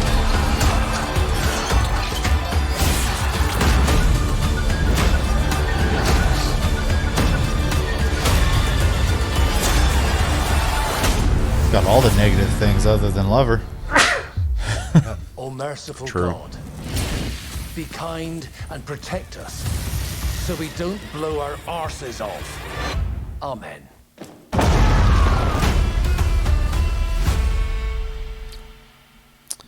Very cool. You haven't played the first one, so it probably meant nothing to you. Did you take anything from it? So I think like thematically, it's like super cool. You know, I like medieval stuff. I mean, fantasy, obviously a lot of that comes from medieval. But you know, it's like my favorite genre in that regard. Speaking in extremes. So obviously I like where that comes from in a lot of ways. The only problem obviously I'm going to have with it is the gameplay looks like just totally not something I would enjoy. In fact, anytime I've ever played a first person's like sword fighting game, all I feel is frustration. That's it. Never enjoyment. So I don't want to do that. But otherwise, the rest, I mean, it looks nice, assuming this is what the game's going to look like. I didn't realize it was so story heavy, which is pretty cool. I love story heavy games. Super story heavy. Yeah. And one thing I really like about the first game is like the writing is good. Well, and I was to say there wasn't a whole oh my god, words. There wasn't a moment in that trailer where I was like, upset by like how someone was saying or what someone said or anything like that. It was just like it felt natural, which is good. That's what it should feel like. So. One thing, because this isn't a AAA developer, though, that's really interesting in the first game is accents. You'll get like American accents and British accents, which is always kind of weird, but they're all done well. Like they all sound like people who like are trying to sound the part, but it's really I'll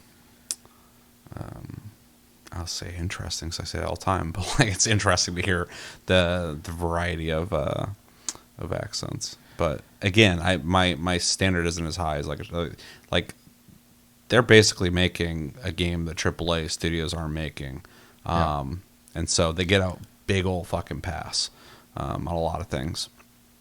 Well, yeah, I mean, context definitely matters in anything. So, like, you play something like this, your expectations need to be where it is versus you get a. Like if the third God of War came out, my expectations are through the roof, man. And if it's anything less than that, it's disappointing. Yep. Yeah, they set that standard. Yeah. Whereas like the first one of this, like, is like more than you expect. It's like impressive. You're like, whoa, you guys really fucking worked on this. Sure.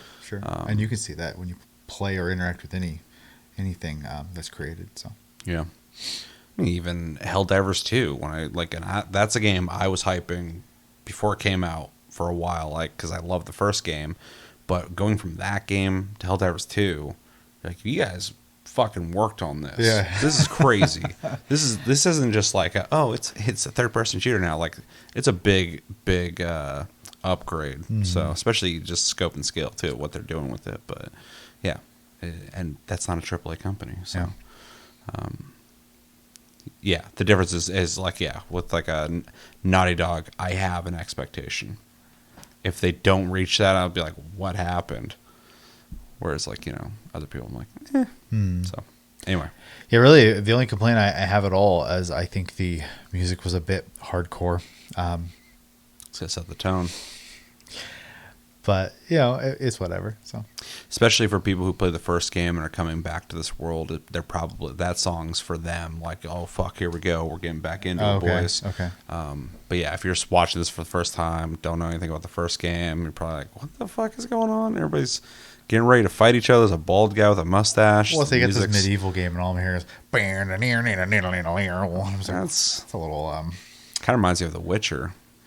I didn't play that either. So. Yeah. Witcher's got a banger ass soundtrack. I don't like the sword switching in that. So.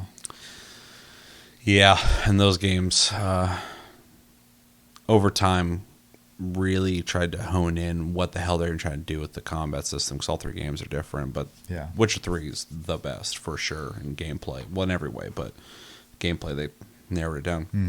And that's what I kind of feel when I see these guys working on this game is. I'm kind of waiting for the next like CD Projekt Red to blow up, where you go from like nothing to like something, just by showing your pure ambition. And these games definitely have that caliber to them, because I mean, like, they fully voice acted, mocapped, big scenes with a bunch of people, heavy story, big expansive world to explore, people to talk to all over the place. These are the games that, like I said before, AAA most time isn't making. And if they are, it's like cookie cutter content that's like copy and paste all over the place at scaling levels. And so that's what that's what really excites me about the sequels. Like, the first one's already really fucking cool, so they can only up the ante. It would be disappointing, obviously, if they couldn't, increase it by much. But even if it's as good as the first game, just with better graphics, I'd be happy, because the story is like so good that you're not just playing for the gameplay. In fact, I played the first game for the atmosphere, history, and story more than the gameplay. But the gameplay's fun if you're into that. But yeah, I'm really excited for this. I'm not entirely sure what's happening in all of this, but a lot of it is callbacks. The graphics do look better. A lot of this is like the cutscenes. You can tell they're cutscenes, but then some of it looks like it's in game, and that's looking really good. Looking definitely improved. I hope the combat is better without being like an action game where you're just mashing buttons, because it's obviously not the point of the combat. But I hope it feels a little less clunky. Yeah, I don't really have a whole lot to go off of here. I'd like to see some like pure gameplay. But this tonally has got me going, let's go. Like, I'm pumped for this. I think it's a really good trailer without, spoiling a bunch of stuff. Just a lot of like, thematic stuff.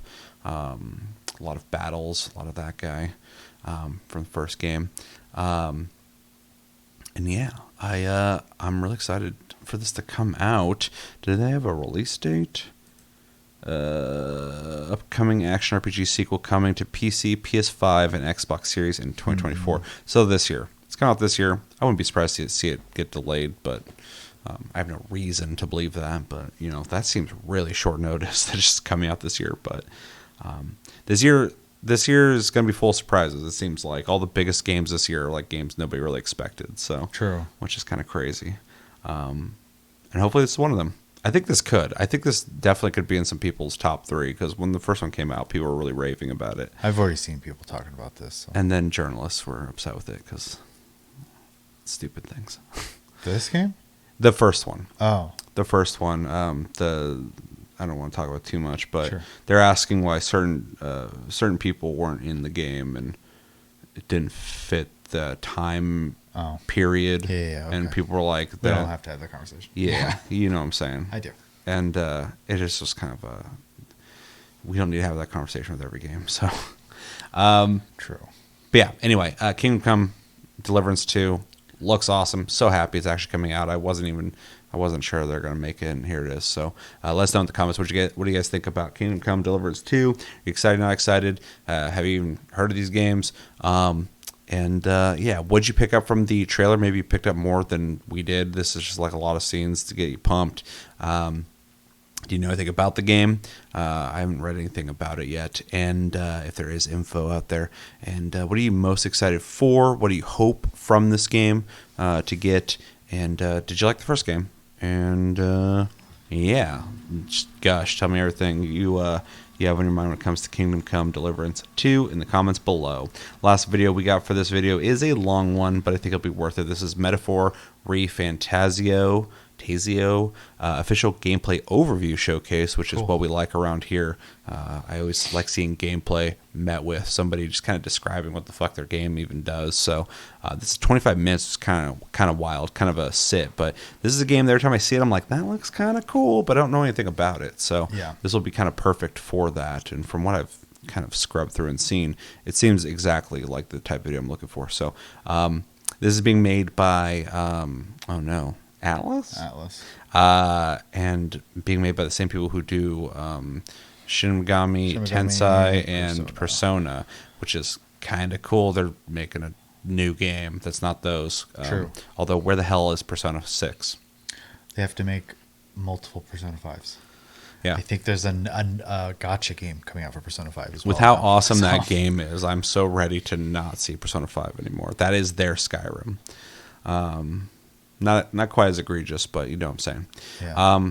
So yeah, I'm really excited to see this. I always love a JRPG. I always love the style these guys put into their games. Yeah, definitely. And I like Persona. I haven't played a whole lot of Shin Megami Tensei, but I did play the MMO back in the day, and I liked it. If you guys know what I'm talking about. Thoughts before we watch this? I was already interested in the game for similar reasons. I enjoy Shin Megami a little bit. I haven't played a lot of the original series very much. Persona definitely kind of grabbed me a little earlier on, but even when Persona 3 and 4 were coming out, they somehow just kind of flew under my radar. So I have to retroactively go back and play those at some point, and I intend to. But, if I could even flirt with having the time to play the new Persona 3, right? The Persona 3 that they redid? They redid 3, and then 4 came out to PC a while ago too. So which is cool. Like I would definitely go back and play 3 because I watched a video of the comparison. It's a huge upgrade. Yeah, I'm hoping to get to it this year. We'll see. So. Yeah, but I'm not even gonna put that on myself because I already have a couple JRPGs I need to beat. So, yeah, and so I agree. I like their style. They've always had a cool style. Mm-hmm. They also, are good at mixing quirky and zany with kind of dark stuff as well. So, it's a fun time. Yeah. All right, well, it's going to be a long set, so we should start it. Okay. This is Metaphor ReFantazio. Let me know if I'm saying that incorrectly in the comments below. In 3, 2, 1, and go. Endless years. Okay. A land grotesque as its people. It's one of those kind of guys. Let us speak of the old vulture's last grasp at power. The tournament for the throne. So, summing up. Our first trial is to slay a monster. Sounds like we've lost a few candidates also for already series too. that Poor bastards went still has, after something too huge nasty UIs for and their stuff like that. headhunt. They put a lot of effort into making them at least with pleasant people to either look at. running or Well, I think it's funny that going it's similar to Persona, but Really? artistically different looking. It's kind of neat that thematically there you can tell it's from the same people. But it doesn't come off as lazy.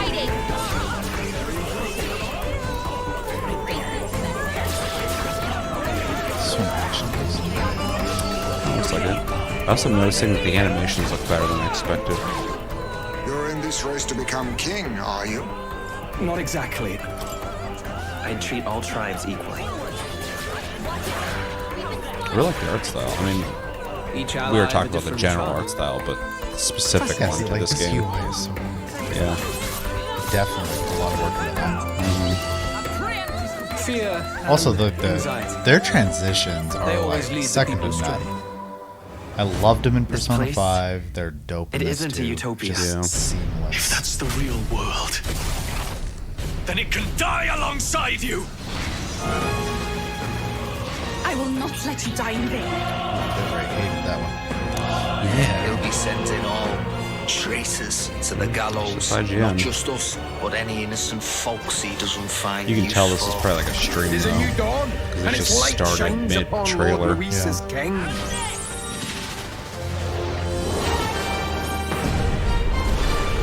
The whose outcome is beyond your meddling now. I must clear my head of these fantasies. In the end, clinging to a dream will do me no good. Knowing all this, I shall claim the ideals you abandoned and finish it in your stead. Try not to listen to them too much, because obviously I plan on playing it, so I'm trying to focus mostly on visual stuff.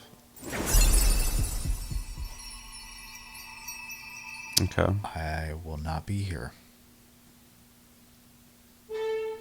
Just pick it up over there. Sure. Love that rabbit thing. Partial to the big pointy ears.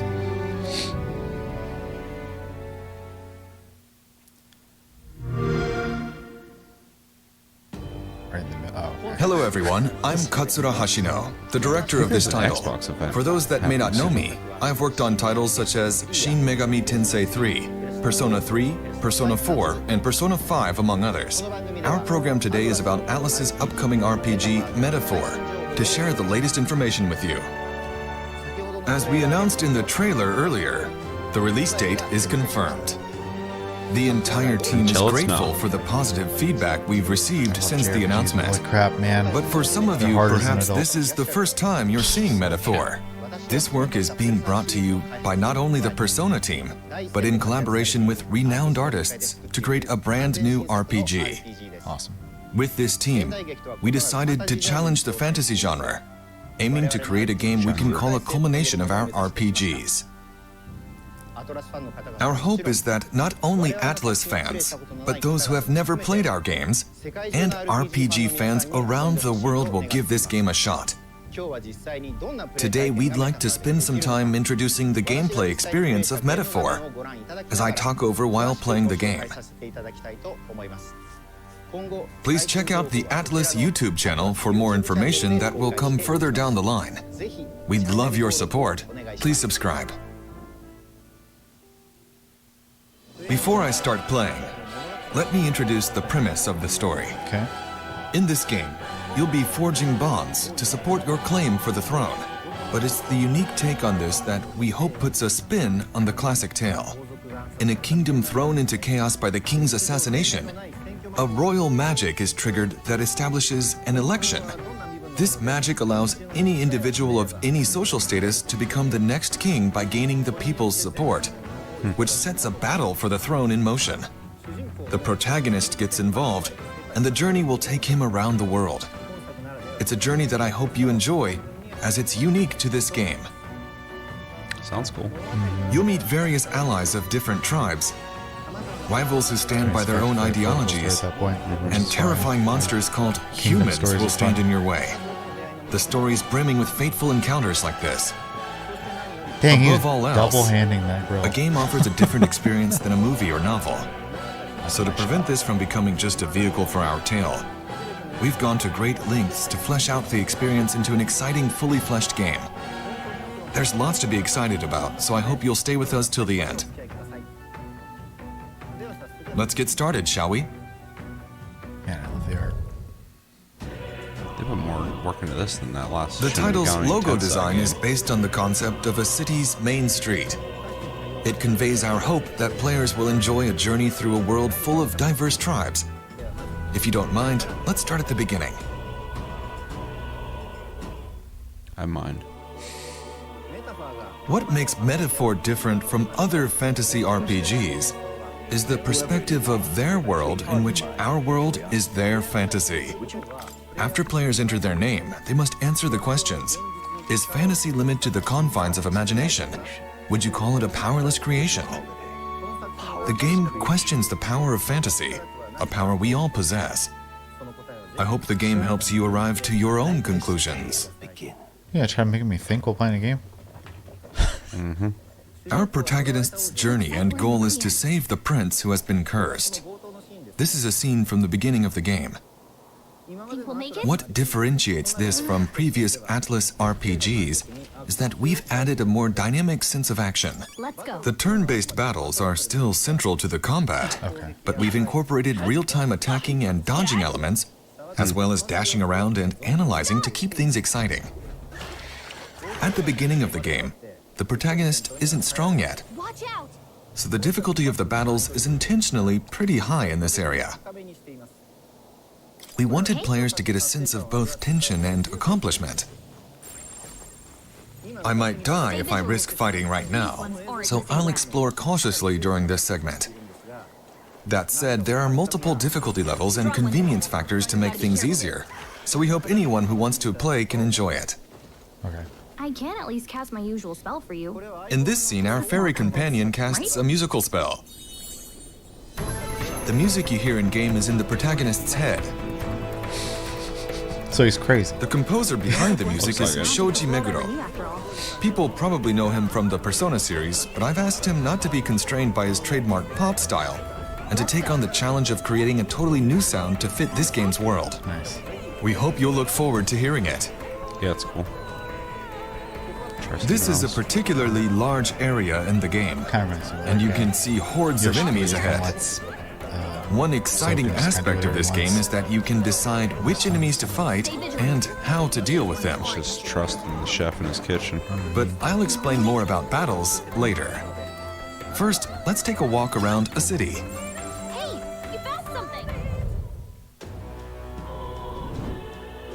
This is the first stop on our journey, the Royal Capital Grand Trad. The background art was designed by Koda Kazuma, a guest artist we're thrilled to work with.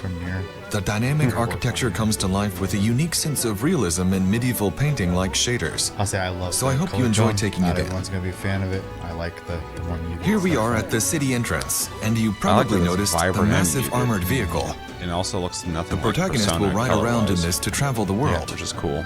The original designs of these vehicles were created by Ikuto Yamashita. Oh, interesting. I'll get into the journey aspect in a little bit, so let's walk around the city a bit more. Using magic, you can ride around on your sword to get from one place to another quickly. I wouldn't define this game as being open world, but we took care to flesh out even the distant backgrounds so you can feel the unique atmosphere of every location. This looks pretty legit. Now we're heading toward an alley. The atmosphere changes a lot from the main street. I'm sure it's refreshing for all of them. This is where executions happen. That's not something you see very often in modern day stories. It looks similar but alien. You'll also note some people cowering in the streets, because this world has a prevalent gap between rich and poor. As for our protagonist, he's a boy from an inferior tribe, abhorred by others. Despite his social standing, he's going to participate in the royal tournament. You'll find many problems in each town you visit, and of course people will need your help. His interactions affect his popularity in the race.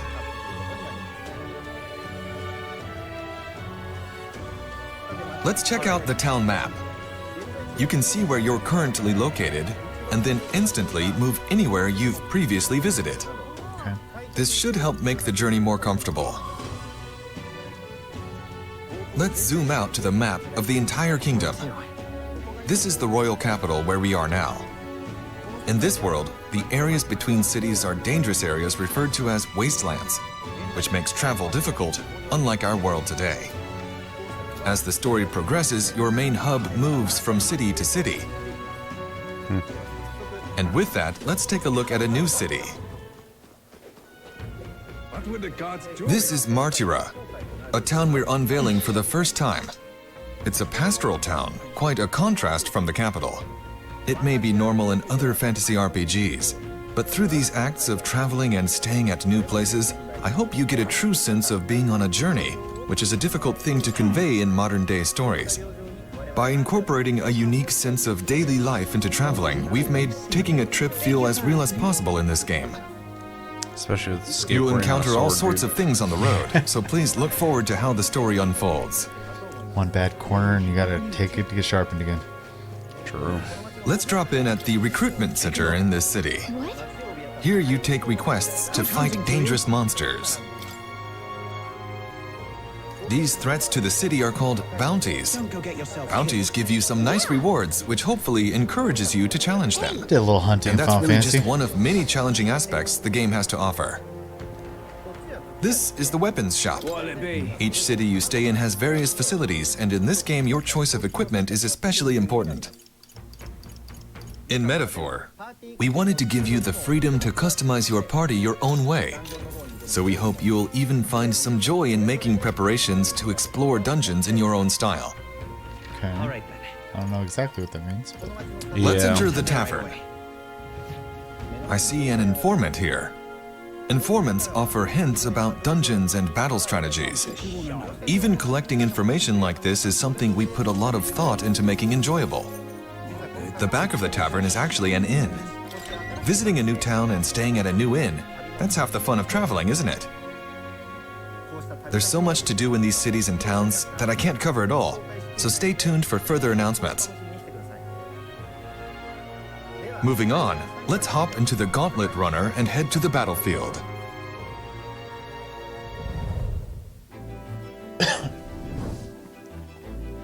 The Gauntlet Runner is a vehicle that can travel safely across wastelands. A mobile base, if you will, with movement and mechanisms that allows it to run on magic. So our protagonist and many others travel in their Gauntlet Runners to gather popularity. Let's go ahead and board. This is the Gauntlet Runner's War Room.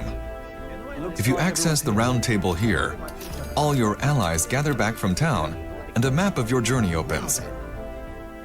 Most RPGs don't have a time limit on the adventure, but Metaphor revolves around the concept of dates and time. Okay, they're sticking with that, I see. For people today, travel often has a fixed itinerary, such as 3 days and 2 nights. So in this game, we've captured the travel experience with predetermined lengths of activities and structure. But within that, what you do, where you go, is up to each player who can choose to do things differently. You're free to spend your time as you please. Here we have the list of quests I've accepted. You have a set time frame to complete the main story objective at each location you visit. But these side quests play an important role in the story too. Some require fighting strong enemies, while others may offer rare equipment. The order in which you take on these quests will have a great impact on how difficult the battles feel. So which challenges you take on first will play a big factor in your experience. Now let's pick a destination and head out. It's interesting that the demo they're playing for us is Okay, we have departed. In most games, you arrive at your destination instantly, and they're just localized. but here you're inside the runner, crazy how much heading toward it. Translated. Imagine, for example, living in a camper with your travel companions. A fancy camper. Cooking, conversing, camping, and more. We like want a you to have a submarine, like, realistic on. traveling experience, so we designed the game to reflect that. This is the kitchen. You can cook the ingredients you've gathered with your friends to make valuable items. In the back is the common room. Looks like nobody's here right now, but your allies will often visit you to spend time with them. There is also a collection of books for you to read. Or if you'd rather not do anything, you can sleep here. As you can see, we have Japanese-style capsule-shaped beds.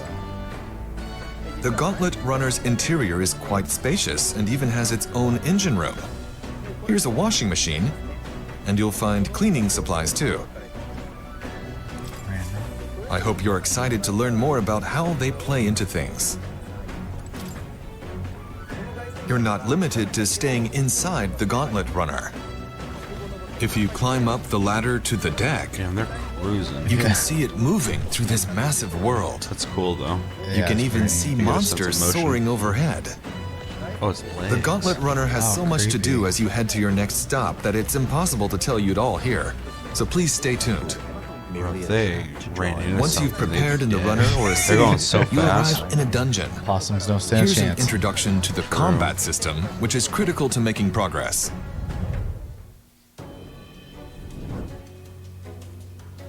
This is the entrance to a certain dungeon.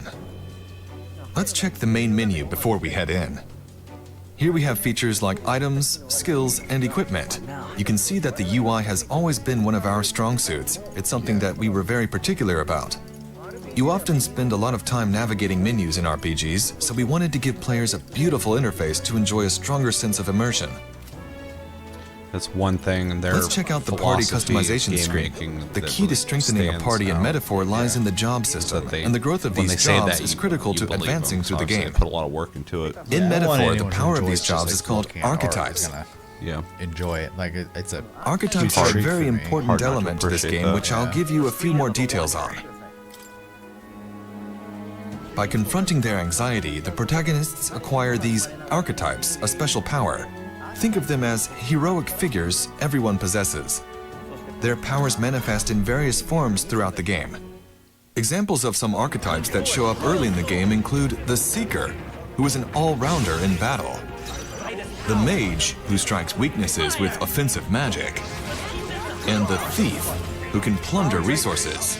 Okay, so it has turn-based system. But the key point of the system here is that the character can undergo a transformation, taking on the appearance of various heroic figures and then use their skills to fight. Like a weird, hybrid thing going on there. Let's enter the dungeon and take a look at what kind of combat is possible.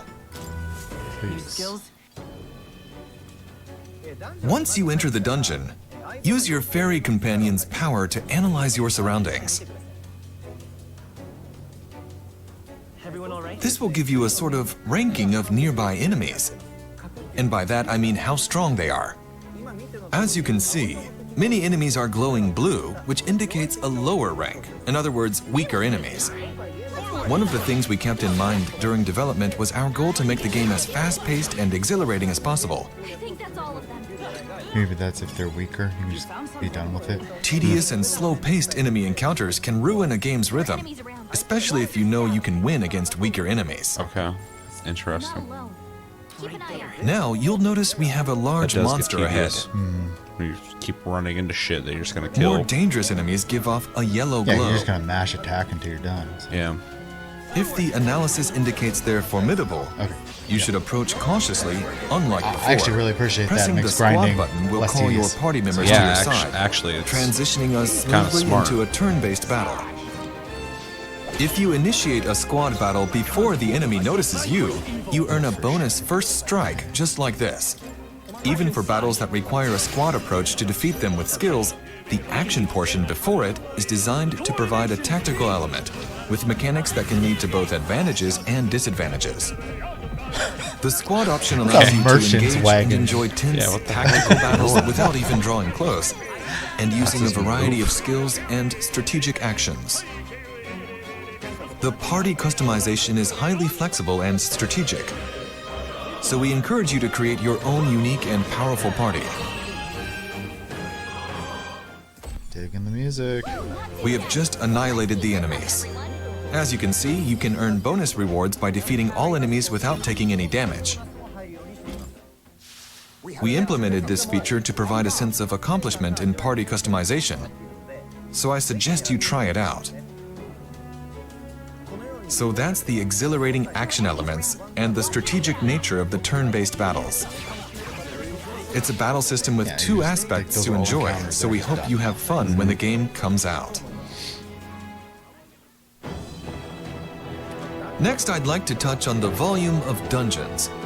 As you progress through the story, you'll come across main dungeons, which you'll tackle as part of the main story, and side dungeons, which you can explore as part of quests. After a while, you're like, okay. Both types will, of course, plunge you into battle. In terms of the number of dungeons to challenge, it's more than any previous title of ours.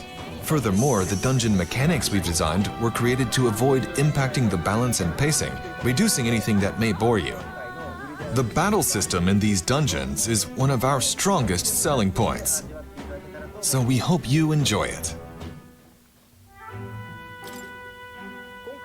As we created the game, one area we focused on was how spending time on the road impacted the growth of your party members. They're pretty strong at relationships. One of the systems that symbolize this is the follower system. The protagonist will meet and befriend various people over his journey. As he continues to deepen these bonds, these followers will become his strongest supporters. Seeing their way of life through these interactions, the protagonist senses the heroic image within them, giving him access to new archetypes in battle that awaken within him. It's up to the player to decide which followers to prioritize interacting with. Interesting. Finding strategies to gain advantage, both in dungeons and outside of them, is a unique aspect of this game. We hope you enjoy them. There's more to share about archetypes, but we'll save that for future announcements. I'll just say for now that there's a significant number of them in the game. Furthermore, your other party members can also equip any type of archetype, giving you countless options in forming your party. Take a look. I'll show you on screen. Here's a party consisting only of brawlers.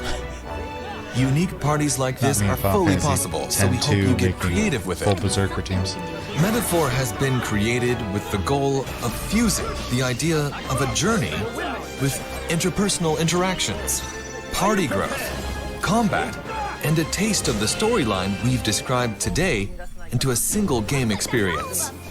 So when the game releases, we hope you'll experience these aspects to the fullest. What did you think?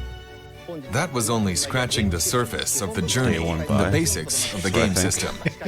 There's so much more we can't wait to share. Also freaks me out because I know Metaphor is a massive game filled with interesting and unique elements. When they were talking earlier about like As for the the narrative, amount of things, I only like, touched on the you'll beginning get of the your money's story, worth, but the time-wise, surprising with this game, twists I'm and sure. turns we're known for await you. I hope you're looking forward to hearing more about the story and characters that make this game truly special.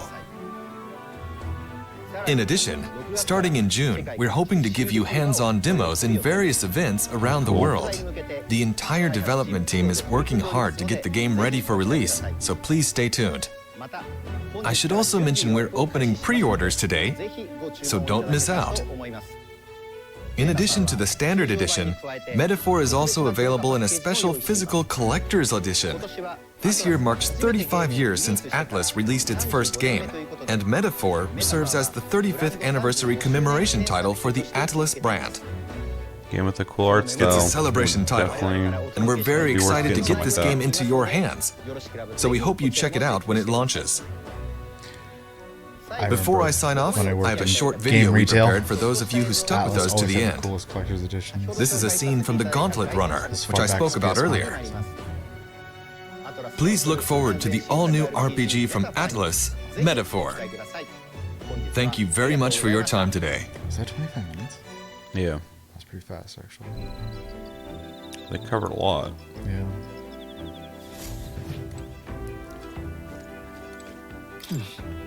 Hey there. Yep. Yeah, they got it's full English. Just Everything. don't bathe out in front of everyone like that? Down in the woods, dude.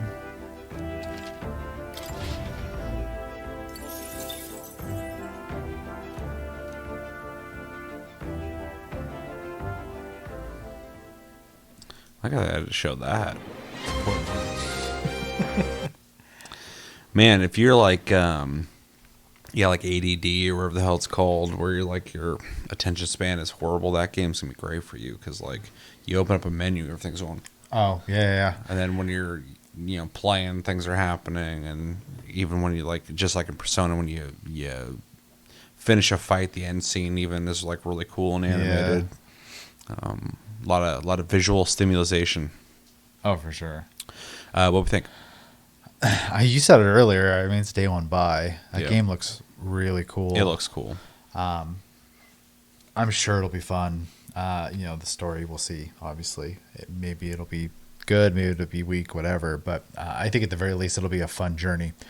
Well, it looks good. It's being made by a proven dev. Like I have like no doubt in my mind this game's gonna be like at least just good. Yeah. I also love seeing them make a game that is a different style than it has a lot of similarities still, but like, you know, there's a lot of steampunky stuff, for example, and that's not really like their typical style. So it's usually like modern with like demonic stuff, you know, stuff like that.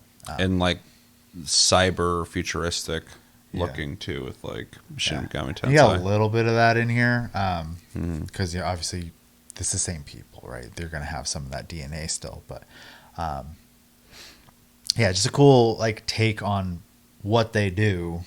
But you know, it sounds like they're getting to kind of flex their brain a little bit now, because you know, it is a new IP, so they get to like mess around and like create new stuff again. And it's the lessons they learned from this, whenever they do make another Persona, because there's no shot they're not making a 6 with how successful 5 was. Oh yeah.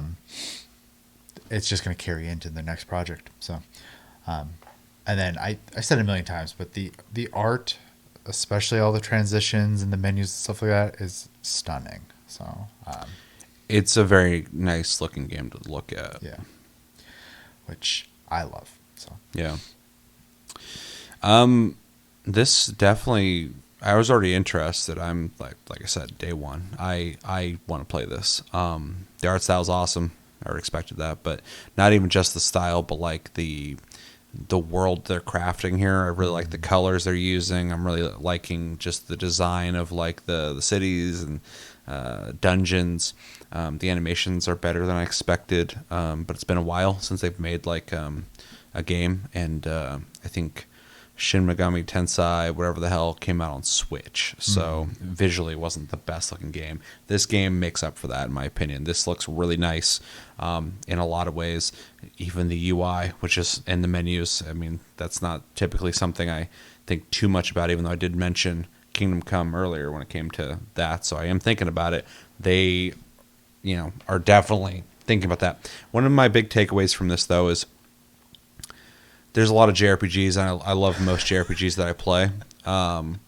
But one thing I really liked is that they're thinking about the JRPG experience from the person playing the game and how they can try new things to keep your attention there. Because I think one thing they did, I think there was stats that came out about it, but like Persona 5, I think a lot of people didn't beat it because it's such a huge game. It's a massive game.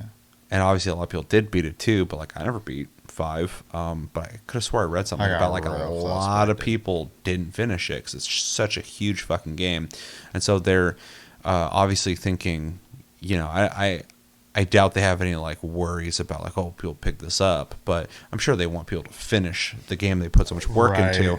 And so they're thinking about like, do we have to have people get into combat encounters for every little thing? And at first I'm like, would I like that? But as they described it, I'm like, that kind of makes too much sense. Yeah. Not every game needs to do that, but I kind of wish more games tried that. Well, it's also your reward for grinding, right? Sure. You became powerful. You don't have to do the I'm for sure not going to have an issue with this fight. Yep. Like, you're going to load into there and do it anyway. So might as well just get it knocked out while still getting the satisfaction of walking up and hitting them. Not just like, it you know, it kind of suck if they just like disappear off the map after a while. Because you're like, oh, you're going to waste time with these guys anyway. I've seen games in the past do stuff where like the enemy will run away. When Stuff like that where it's just like, well, you don't really need to fight these guys anymore. No, now, like, you know, in this, there's like, just walk up and hit them. You defeated them. You're going to do it anyway. So, but then, you know, in a more proper fight, you actually get that turn-based combat that, you know, I was hoping for, and we're getting it. It's very stylized. Dude on the front of the wagon was ridiculous looking, but I love that.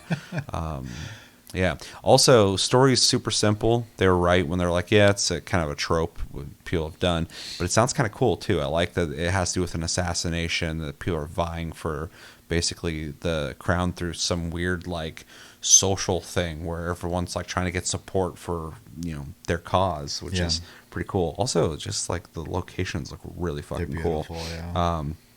Art style and design, like it's just it's a really good looking game to look at. Also, there's a like they showed the picture of like the body with the multiple limbs, and like that's where all the archetypes get equipped into that you unlock, you know, through various means. But they specifically had brought up like the relationship mechanic in this game, and It seems like you won't get them all in one playthrough. So like if you want to like trial the archetypes, it like basically is the incentive for replay. I'm also excited too because they said all characters can be any archetype, and then you're going to be unlocking archetypes, which will give you new ways to play and new ways to format your team comp, which will be more fun than like some JRPGs will like kind of lock in certain characters as a specific kind of class, and you got to kind of mold them in there. But most of the time, you're just like buying or finding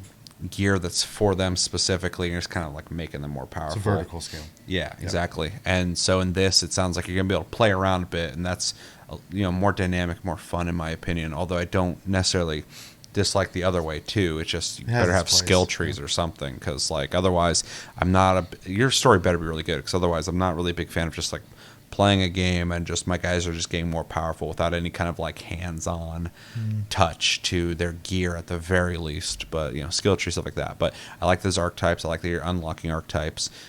We're playing Remnant 2, different kind of game, but we're unlocking archetypes and being able to make builds and stuff. So I love that kind of shit, and this has that. So it sounds really cool. Man, and without reiterating everything we saw in this video, it just sounds way better than I thought it was gonna be. Honestly, I thought it was gonna be kind of like a fresh coat of paint on a similar system that they've done before. And in some ways, it does feel familiar, but this does feel like its own game, and I really like that. So, really excited to check it out, and I'm excited for them to be making a new IP. Yeah, I'm also happy because they do put their games on PC, so I can fully expect to actually play this on my computer versus like sometimes it's kind of hit or miss with where an RPG. They're better these days than they used to be. A lot of them come to PC now. I just think more people play on PC anymore than I think, including in Japan specifically, than used to, and so they actually think about it now.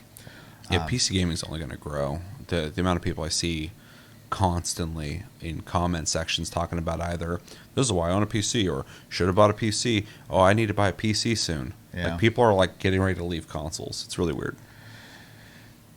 Yeah, I mean, obviously there's a place for those as well. There's and we've talked to tons of people obviously who it makes sense for them to have a console. They just want to come home. They want to sit at their couch with a controller in their hand, and that's their idea of relaxing. And I get it. Or people who have computer jobs. They don't want to sit at a computer when they're at home. So eventually we're going to normalize just PCs being your console or your PC. Yeah. Wow, they're all going to mingle and become one. Yeah. Eventually They can already be that, but to a consumer level where they don't have to think about it. But yeah, so I'm looking forward to playing this. I won't get to play it day one. I will be... unless I decide to try to play the Japanese version, because I will be over there at this time. But or was it the last game? No, it's this one. I'm all mixed up. I think it's this one. Yeah.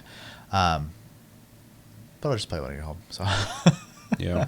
But yeah, it looks cool. Sorry, you were talking about it. I kind of went on a rant. No, that's fine. I'm just ready to play it. Yeah. I don't have much more to say on it. I could just gush more about how good it looks, and the gameplay looks fun. Last thing I'll add, I like that they emphasize the collaborative effort that they put into music, people who have worked on other projects coming over and helping out with stuff. Like the Evangelion person, you could tell because the way it was designed looked very Evangelion style, which is kind of cool. I also appreciate that they got the same composer from past games they've worked on together, but they're wanting to get something new from them. That's exciting for me. As obviously a lot of people like music, but as a fan of music production in general, that's cool to hear. So yeah, I mean, it kind of reminds me of like you have Okabe who did the Nier soundtrack, and then for Stellar Blade they brought him on for that. I'm sure it's fun for him. Yeah, you can tell to do a different super dramatic music, but the music in Nier is just phenomenal. So Yup. Anything else? I'm hoping that I'm done with Rebirth and Dragon's Dogma at the very least by then, and if I'm lucky, Unicorn Overlord. We'll see. You can get Rebirth done by this time. I should be able to get Dragon's Dogma done by this time too. But just take a couple days. Unicorn Overlord, I still really want to play. It sounds awesome. It was on sale recently. I should have picked it up. I want to buy it for full price though. Yeah, I played a little bit. It's cool, but as soon as I played, I was like, yeah, this is gonna need full attention. Otherwise, I'm gonna get lost. So, yep. But yeah, sidetracked. Day one buy, like I said earlier. So. Speaking of RPGs, we don't have to get into a whole topic because I'm trying to close this up. But did you see that not only obviously Larian's not coming back for Baldur's Gate 4. BG4, yeah. They're going to make their own game. They got 2 projects they're working on. They're going to be original projects, or at least one of them is. So that's really exciting because wherever the fuck Larian goes, we will follow. Sure, yeah. We will all follow. But the real news is that whoever owns the Baldur's Gate property, Hasbro, they came out and said that they are going to move forward in making Baldur's Gate 4. Of course they are. And everybody is like, who's gonna make it? Right. How the hell do you follow Larian? Yeah. There's nobody who's gonna do what the fuck they did with that game. It'd have to be someone ambitious. Like, the only thing I have to say on that is good fucking luck. Yeah. Some big shoes to fill. That's I can't think of an example unless somebody's like, we're gonna make like, I don't know, a Naughty Dog game or something. There's just some people who just do stuff that other people don't do. Yeah. The better example, fucking, I'm going to make an open world crime game. It's like, better than Grand Theft Auto? Yeah. No, you're not. Like, you can't. So, same thing with fucking Baldur's Gate 3. It's like, they literally took the genre and just upped the standard so high that, like, if you're playing in that genre, you better just make what we're used to, because that's what we're used to at this point. There's a lot of indie games out there that make like fun turn-based like ARPG stuff like that, but you're gonna make the sequel to the highest standard one out there? Holy shit, dude, you better be ambitious. Well, it's not that surprising. Hasbro's usually full of interesting decision making. I saw somebody go like Hasbro better just fucking pay up. They won't. And get Larian to do it again. They won't. But I think Larian wants to work on other stuff. Yeah. So they said they don't really want to be tied to it. So yeah. But it's kind of wild that I'd mention that since we're talking about RPGs. Super wild. Yeah. Yeah, I saw that news earlier, and I was just like, that's a decision. Okay. Yeah. Yeah, it's gonna be great for Larian. They're fine, but like for like Hasbro and Baldur's Gate, I'm like, good luck, dude. Yeah, I mean, obviously it's doable, right? So like if Larian could do it, someone else could technically do it, but like this turns into a typical publisher developer relationship thing. Like, how much money are you willing to put in? How much time are you willing to give them? How many resources are you willing to help with? Like, do they have a pedigree in the genre? Like, or is this their first time doing it? Like, and that can be good, but you're rolling the dice a lot. So I don't know. Yeah, like you said, it's a good luck situation for sure. But if you don't like it, Baldur's Gate 3 is still there. Well, and the way Baldur's Gate 3 was developed was just actively being developed in front of everybody as they're playing it. Yeah. I mean, I played it in 2020. Yeah. And then I was like, okay, this is cool, but way too early. I don't want to touch this like this. There's like missing assets and cutscenes. I'm not going to play like this. And then you play it now and you're like, it was worth it. They fucking did it. So, will whoever makes Baldur's Gate 4 get the same treatment? Don't know. Are they going to work on the game actively while people play it for years? Like, I just don't see it. Like, that was just such like a them thing happening. The only examples we see of stuff like that is like in the indie scene, or like, and technically it's an indie game, but the property's owned by like a big company. But Star Citizen, people only bitch about that game. So yeah, that's in like never-ending development. Yeah. So do you know, 7 Days to Die? Is that what it's called? I know of it. 7 Days? That Minecraft style survival zombie game? I know of it, yeah. That game's like finally coming out in like full release. It's been in I think I watched you play that years ago, didn't I? It probably doesn't look the same as when I played it originally. Because that's the one where you can like dig like pit traps and stuff like that right in front of your house, and the You zombies can dig fall in it and stuff. Yeah, you can dig into the ground like Minecraft. And when I first played I don't know why I remember that game. But when I first played it, it looked like Minecraft. It was blocks. Yeah. And then they added an update where they smoothed blocks out to make it more like it's still kind of blocky looking, but it was like trying to smooth the ground out so it looked less like Minecraft. And by now it probably doesn't look like that at all. But yeah. Anyway, those are some random topics. We should close this out. I could just keep bringing up random shit, but we're at 2 hours and 25 minutes. So, yeah, let us know in the comments what do you guys think about Metaphor. I'm not calling it the whole thing. He called it Metaphor the whole time. I'm going to call it Metaphor. So, what do you guys think about Metaphor? Have you been hyped for this already, or maybe you're just checking out for the first time now? Did this get you excited? Or you're like, it's not really my kind of game? Have you played their past games? Are you a fan of Persona 5? I'm sure you are if you're even here watching this. And what are you hoping for when it comes to this game? In terms of like systems, they were very thorough on what to expect from it, but some things they're kind of vague about. And yeah, what do you guys think about? Oh God, what did I bring up? Baldur's Gate 4 and Larian. What do you guys think about that? And 7 Days to Die. I guess coming out of whatever. We don't have to talk about that, but we can if you want. Talk about whatever you want. Yep. But that's going to do it for this Tasty Cast. As always, thank you for watching. I've been Seth. This has been Chevy. Thank you, Chevy, for joining me for this. It was a fun one. Thank you guys for joining us. And until the next episode, have a good one, guys, and take it easy.